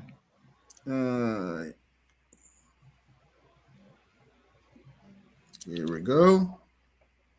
How about the one with the superheroes? You've heard that before. That's my AI rap song. Time to rise a black man, don't you wait for them to choose. Neither blue suit nor the red tie is a friend you need to use. They both need your vote and voice, but they never show respect. Time you make them see the king that they trying to keep in check. Playtime is over, no more being a slave. Honor the ancestors resting in the grave. So keep your head up and keep it moving, black men. We have no friends. So keep your head up and keep it moving, black men. We have no friends. False prophets on the pulpit with a poison tongue. Word up, selling out the legacy that all our fathers won. They twist the sacred text for personal success. Leave the whole congregation drowning in the mess. Talking politics, but hide the real design. Erasing all the history, yeah, that's the bottom line. They devalue every sacrifice our people made. Another generation tragically misled and played. So wake up, it's a new day. See the lies they're feeding you. Stay woke to the truth, it's the only way to break through. Stay woke to the truth, it's the only way to break through. Time to rise a black man, don't you... Shout out to Aqua Techie for the $10 cash app. You, sir, get a... Cha-ching, cha-ching, cha-ching, cha-ching. You better thank your donors. Wait for them to choose. Neither blue suit nor the red tie is a friend you need to use. They both need your vote and voice. Thank you for showing me that, by the way. I didn't know that was a rap song. Mm-hmm. Let's see. By the way, I haven't gotten my ascot. I'll think about it. Two Miami boys, 12 and 13, are being charged as adults for brutally graping a 12-year-old girl for half an hour. They even put rocks in her mouth so she wouldn't scream.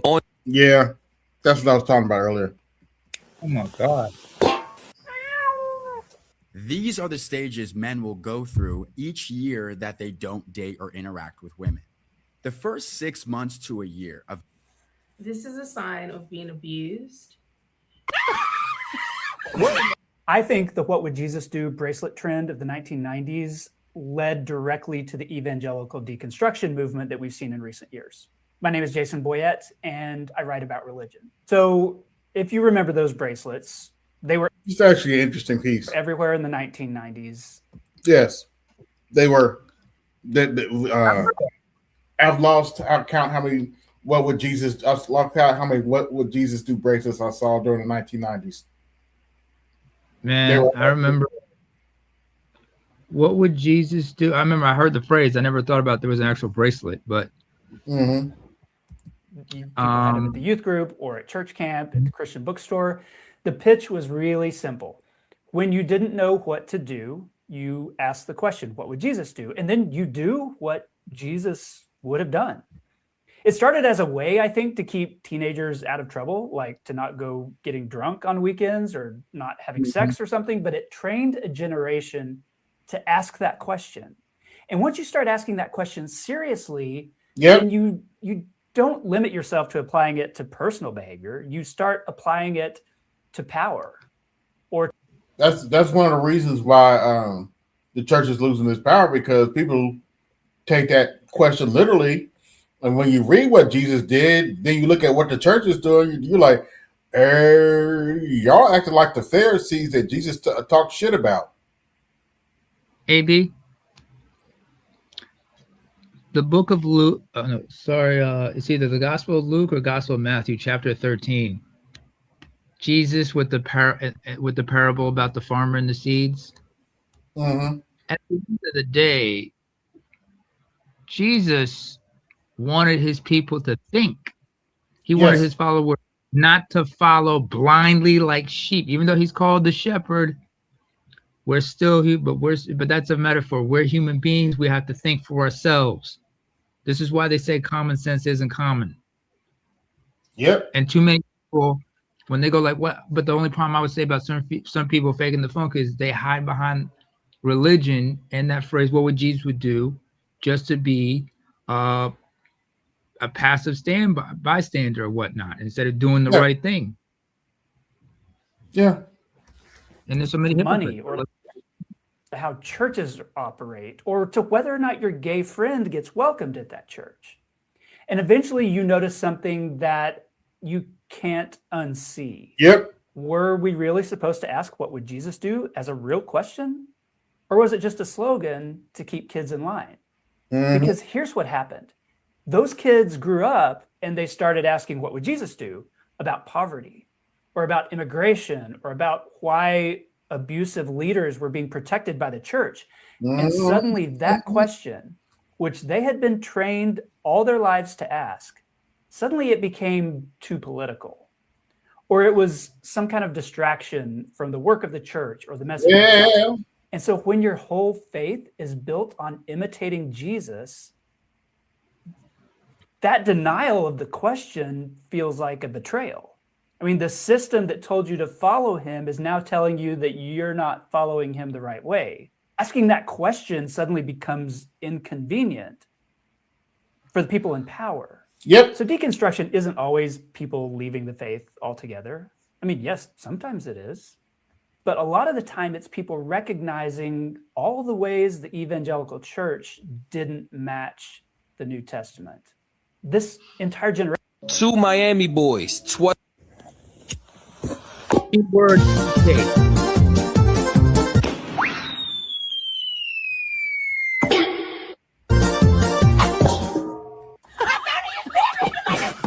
So many Democrats don't even understand how radical their side of the aisle is. I reposted an old video that I did on TikTok onto Facebook, and it was about how I can't find middle ground with people who have such radical ideas. And one of those ideas was that a baby doesn't have any rights 5 minutes before it's born. And Rodney here, who has a profile picture of Jasmine Crockett, of all people, says, name one law that states a baby 5 minutes before it's born has no rights. You're spewing right-wing bullcrap. Specifically, I was referring to Hillary Clinton when she was on The View.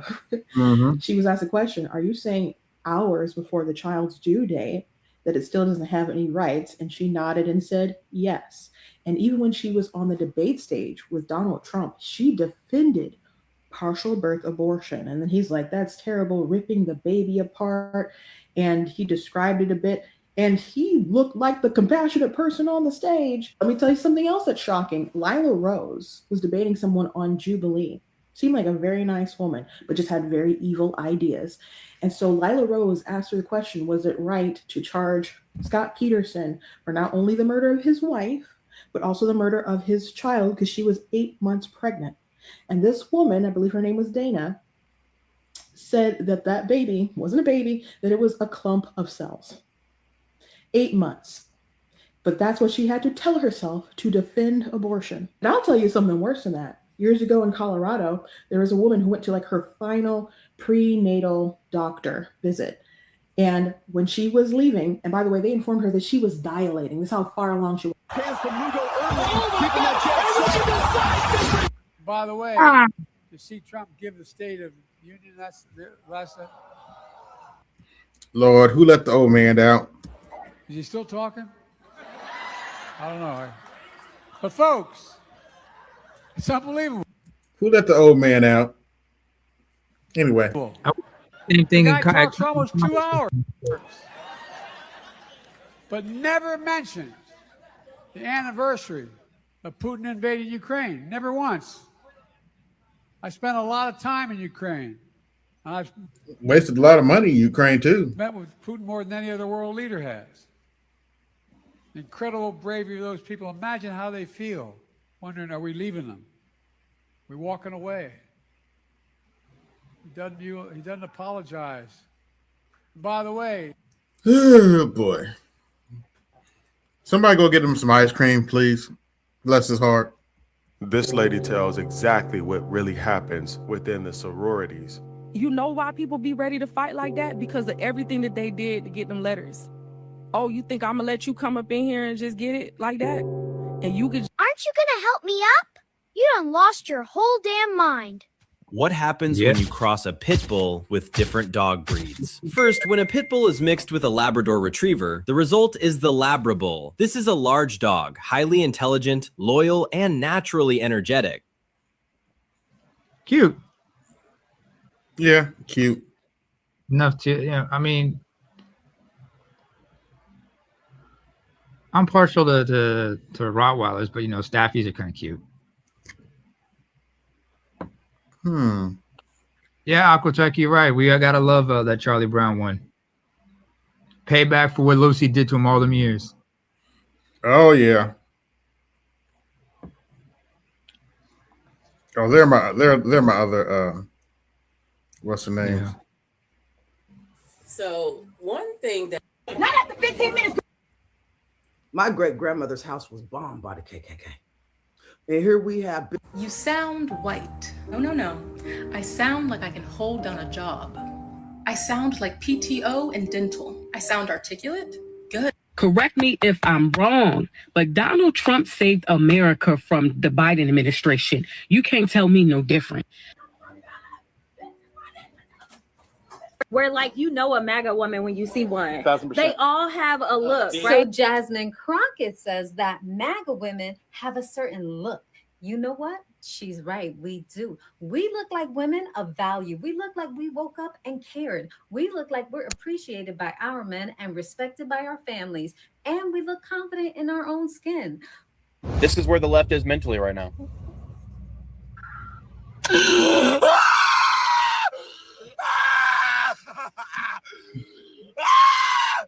Damn.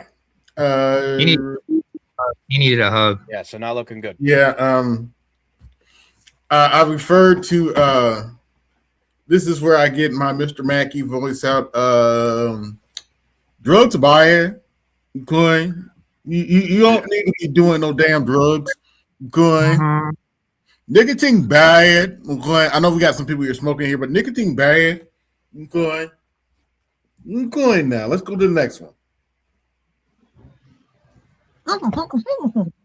Yeah, you're right, Queen. This guy sucks. It's okay. Everything's okay. He really hit that record button. I don't know why. This is where the left is mentally right now.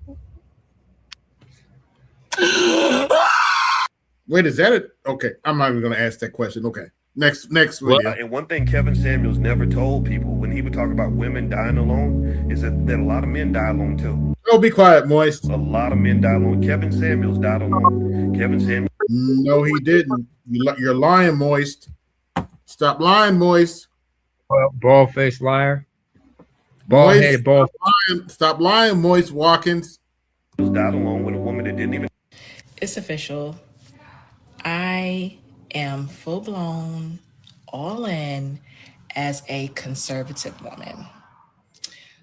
I really wish y'all would not come up on here and lie. Y'all are not raiding Bay Plaza for ICE. Y'all did this shit last year. Y'all are doing it. So reportedly, you guys, our president just had the Black Lives Matter mural removed from Washington, D.C. And I just want to say thank you, President Trump, for having that divisive bullshit removed, because it did not do anything for Black lives, okay? It helped the colors of the rainbow, okay? So, and besides that, we don't need any paint to let us know that our lives matter. We don't need them putting on the basketball court. We don't need them putting anything on the football field. We don't need to see hate. Y'all will get mad when people get on here and they perpetrate and they make these fake personas and internet. Oh yeah, that's Pigtails. Evidently, Pigtails is one of the catch flights for to beat up people. But anyway, What did you think about that moment when the president? Y'all are. Yeah, evidently Pigtails want to fight people for real. Oh, get mad when people get on here and they perpetrate and they make these fake. Because somebody called them soft. Personas and internet personalities, and y'all be so heartbroken when y'all find out they're not who they portray on the internet, right? Y'all be like, oh, the internet's so fake, this so fake.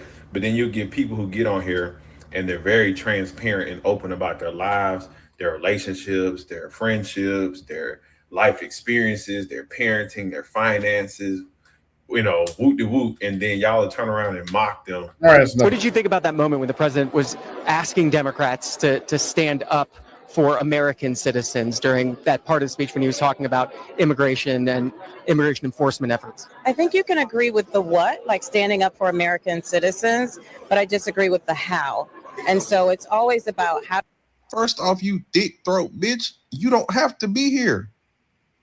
Between me and Dana, yeah, you know a block button exists, right? That means your Benny Ray tried to make fun of the fact that he thought I had a public defender for my case. If you know me and you know my case, you know I was facing 6 felony charges. Not to mention there are actually... Passport Bros is down again. Passport.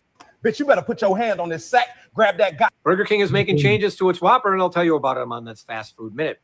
Blood may make you related, but behavior determines whether you get access to me. See, Let's play a game, shall we? It's called Guess Who Said It, but none of these quotes are from Trump or any Republican. These quotes are straight from top Democrats. And you'll see real quick that they don't change for morals, they change for votes. Let's begin, shall we? Marriage is between a man and a woman. I do not support gay marriage. You'd assume conservative, right? Nope. Joe Biden, 2006. Now he Yeah, that's still a conservative, actually. But anyway, pretends he's been they're called Dixiecrats. But anyway, pro-LGBT forever. Nope, turns out he just waited until it's politically safe. Next quote. Marriage has always been between a man and a woman. Any guesses? Hillary Clinton, 2004. When public opinion flipped, boom, so did she. And not out of conviction, just calculation. Next one. We simply cannot allow people to pour into the US undocumented and unchecked. Sounds like Trump, right? Nope, it was Barack Obama, 2005. And now his party calls border control racist. They didn't grow compassion, they just grew poll numbers. This is fun, let's continue. Who said, I don't want my children growing up in a racial jungle? It was Joe Biden, 1977. He was talking about school busing and integration. Now he lectures everyone about racism, but back then he was afraid his children would be on a school bus with black kids. Don't forget who wrote the crime bill. Anyway. And in case any liberal wants to make the claim, that was 1977, Joe Biden changed. Here's another quote. This one's from 2007 when he was referring to Barack Obama. And I quote, I mean, you got the first mainstream African-American who is articulate and bright and clean. Excuse me? What about 2020 Biden? And I quote again. Prior to his nomination as Obama's vice president, he was already exhibiting the early signs that he had dementia. They just thought it was funny. He was rambling off. They just didn't want to admit that. Do you have a problem figuring He was showing the early signs of out whether you're for me or for Trump? You ain't black. Sorry, what? Next quote. I voted for the border fence. I don't think we should reward people who broke the law to get here. That's Chuck Schumer, 2009. Now he's crying on camera talking about inhumane policies. Amazing how fast they switch up. And here's the kicker. None of them have ever really denounced these quotes. No. I got an unpopular opinion, but I think that anytime I tell women all this stuff, then she'll say, what's the solution? How do we fix men? Ma'am, what do you mean fix men? There's nothing wrong with men. Oh boy. Yeah, there's plenty wrong with you, Priscilla. But anyway. Only reason that you think is something. Okay, Rick. Apple Silicon versus Intel and AMD. Apple Silicon is ARM-based. Intel and AMD are x86. ARM focuses on efficiency per watt. x86 focuses on compatibility and raw scaling. Apple designs the chip and Mac OS together. Intel and AMD power Windows, Linux servers, and gaming rigs across many vendors. So what about power and performance? Apple wins efficiency. MacBooks lead in battery life. And even the new Mac Minis stay cool and quiet. Intel and AMD systems draw more power, but that's how they hit higher peak performance. Is the chip design different? Yes. Apple uses a system-on-a-chip CPU, GPU, and memory tightly integrated. PCs use modular designs with separate CPUs and often discrete GPUs, which allows upgrades and more scaling. What about memory? Apple uses unified memory, one high bandwidth pool shared by CPU and GPU, great for creative work, but not upgradable. PCs use separate RAM and VRAM, which you can expand for heavier workloads. And gaming? Be honest. Intel and AMD dominate dedicated GPUs and broader compatibility. Apple gaming has improved, but competitive and AAA titles still favor x86. What about developers? Macs are excellent for iOS development and very popular in web and startup environments. Intel and AMD systems offer broader hardware flexibility and stronger GPU compute options like CUDA. Okay, Rick. Apple Silicon versus Intel and AMD. They be saying that the Democrats don't do nothing for the American people. They be saying that the Republican Party. If you're still voting Democratic after watching the State of the Union yesterday, you're either illegal or you need to be institutionalized. If you're still... Hey, what's up, America? So I'm going to tell you why... What is that? I'm sorry, but if you're still considering voting for a Democrat after last night's State of the Union, I'm going to judge you just a little bit. The Democrats chose not to stand for a number of reasons, for not lots of different statements and lots of different individuals, and it all made them look completely terrible. But this was probably the icing on top of the cake. If you agree with this statement, then stand up and show your support. The first duty of the American government is to protect American citizens, not illegal aliens.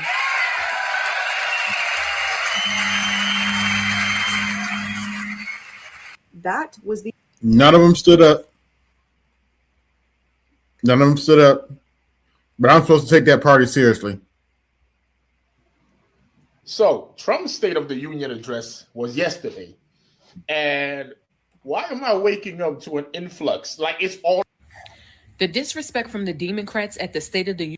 I would like to know what these Democrats think about the character of their elected officials, because during the previous election, they were talking so much about Donald Trump's character and the character of Donald Trump supporters, saying, I don't know how you can support Donald Trump. Character matters to me. The way a president carries himself or should carry himself matters to me. Then what do you say about the character of these Democratic elected officials who are so mean and evil and hateful that they don't even stand up and clap on behalf of little boy who is battling brain cancer. What does that say about the character of these that was from elected the previous officials one. when they sit on their hands rather than clap for the family of Jocelyn Nungary and the family of Laken Riley, people who were taken from us far too soon? When Donald Trump recognizes these people, they refuse to clap for him. But as a single man who doesn't have any kids, why do we catch criticism for not wanting to commit to a woman who has kids?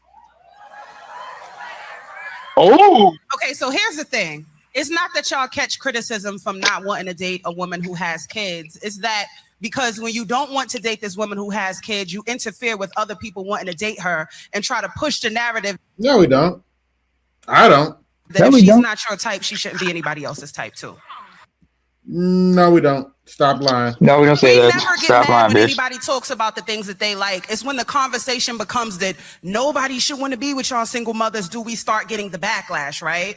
Because if you don't want to date women with kids, guess what? Don't. Yeah, Pigtails try to pull that shit. I never said anything about him being married to a single mother. That's his choice. Date women with kids. This ain't me saying you ain't a real man if and a real man would. This is me saying shout out to the men that step up where other men stepped out. I'm with you. Shout out to the men that seen the value in you as well as that life. Shout out to the Simp alert. Simp. Here, let me say something. Simp. men, because without those men, where I be? There are so many boys that needed that guidance and that direction. And there's a man that loved their mama so much. And no one never said that wasn't necessary. But problem is these single mothers are doing too much. They ruined their own game. Years ago, this would even been a conversation. I'll give you the perfect example as to why being a stepfather is a thankless job. Everybody's thinking, oh, I'll probably be like Philip Harris. Philip Harris, for y'all who don't know, was an army drill sergeant. Was Shaq's stepfather. And the father of Shaq's younger half siblings. Shaq has two sisters and a younger brother. Has two younger sisters and a brother from this man and his marriage to his mother. And he never understood why is it, but you know, this is a man who raised him since he was a little. And he didn't find out he had a different father until his mother explained to him what was going on, because he always asked his mom, why is my last name O'Neill, but everybody else's last name is Harris? And that's a question he eventually asked her by the time he was a kid. Yeah, shout out to Xbox. But here's what I'm going to say about that. But hang on. Do not think you're going to be you're going to raise a kid like Shaq's stepfather raised him. It was not all sunshines and rainbows. More often than not, fool, you're going to probably end up like Zion Williamson's stepdad. And look what Zion did. He became a total bust. Oh, hang on. I got to remove somebody here. We got a troll here. Troll? What did he say? You know what? What did he say? No, just somebody here just saying he's like, you know, just some type of account just saying, you know what? I'm like, we don't care. We're not here for the shenanigans. Anyway, like I said, to those who are stepfathers, hey, and raising kids right, shouts out to y'all. But not everybody. Biological grandfather. I'm like, Dad, how come my mama's last name is different from my grandmother's last name? He's like, shit. Just saw the look on his face. He's like, look, your grandfather, your biological grandfather died before you was even born. I'll give you another example. I didn't even know what his name was until I was 30. Yeah. Here's the flip side. Here's the flip side to this argument. As a single man who doesn't. Pause, please. Pause, please. Here's the flip side to the whole single mother thing. Everybody says keep away from single fathers. Women should not be dating single fathers.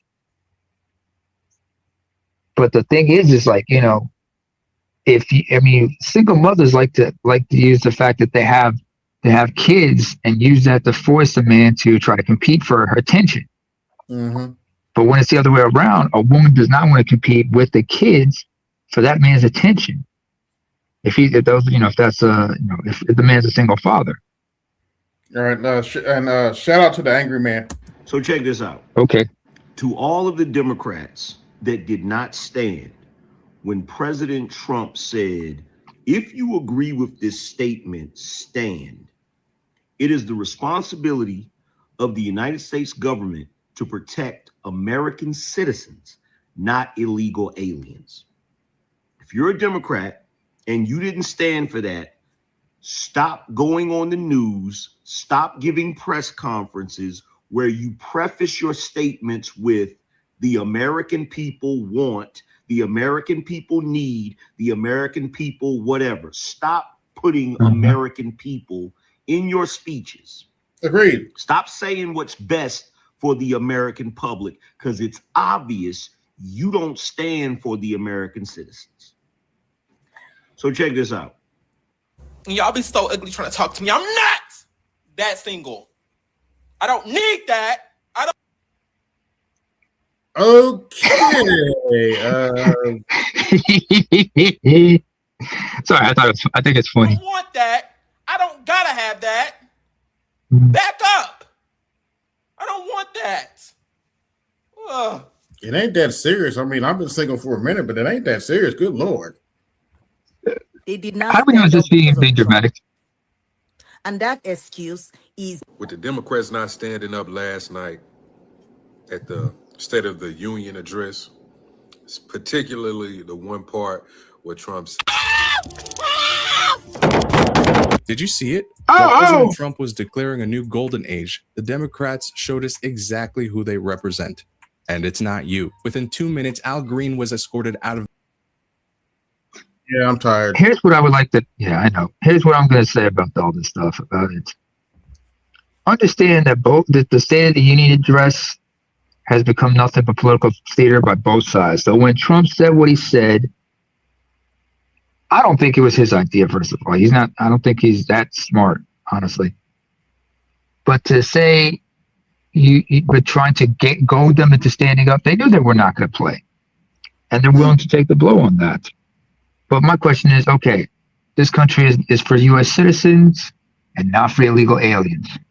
What about the legal immigrants here? What about the people that are in the country legally?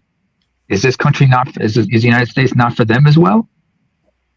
He said illegal aliens, not immigrants. Illegal. I get that. But some people will say it, but like some people will try to say that purposely in a certain way to cause confusion. Muddy the water, so to speak. So we got to so I say, yeah, the Democrats ain't shit, Republicans ain't shit. Two wings, the same buzzard. So let's take everything everybody says with a grain of salt. Nothing more, nothing less. And in fact, fuck voting for it's just like George Carlin. Fuck voting for other sides. Vote for the couch. At least you're comfortable. Mm-hmm. That's the slogan right there. Yeah. Vote for the couch. At least you're comfortable. Yeah, it's that time, folks. We're 3 hours in, and here's a little message I want to leave y'all with. Yeah, let's go. Move on, black man, it's your time now. Be the kings you were meant to be, take the crown. Grow your business, let your creativity shine bright. Do what God has made you to do, and step into your own true light. Move on, black man, it's your time now. Be the kings you were meant to be, take the crown. Grow your business, be creative, shine so bright. Do what God has made you to do, and step into your light. This is AB Media 83. That was beautiful, man. And I'm out. Peace. Yo, this is AB Media 83. To support the channel, hit the Cash App. Also, be sure to like, share, and subscribe to the video. Also, be sure to hit that bell notification so you can be notified the next time I upload a live stream, video, or short. And always, always remember, guard your image, guard your peace. Keep it moving. This is AB Media 83. And I'm out. Peace.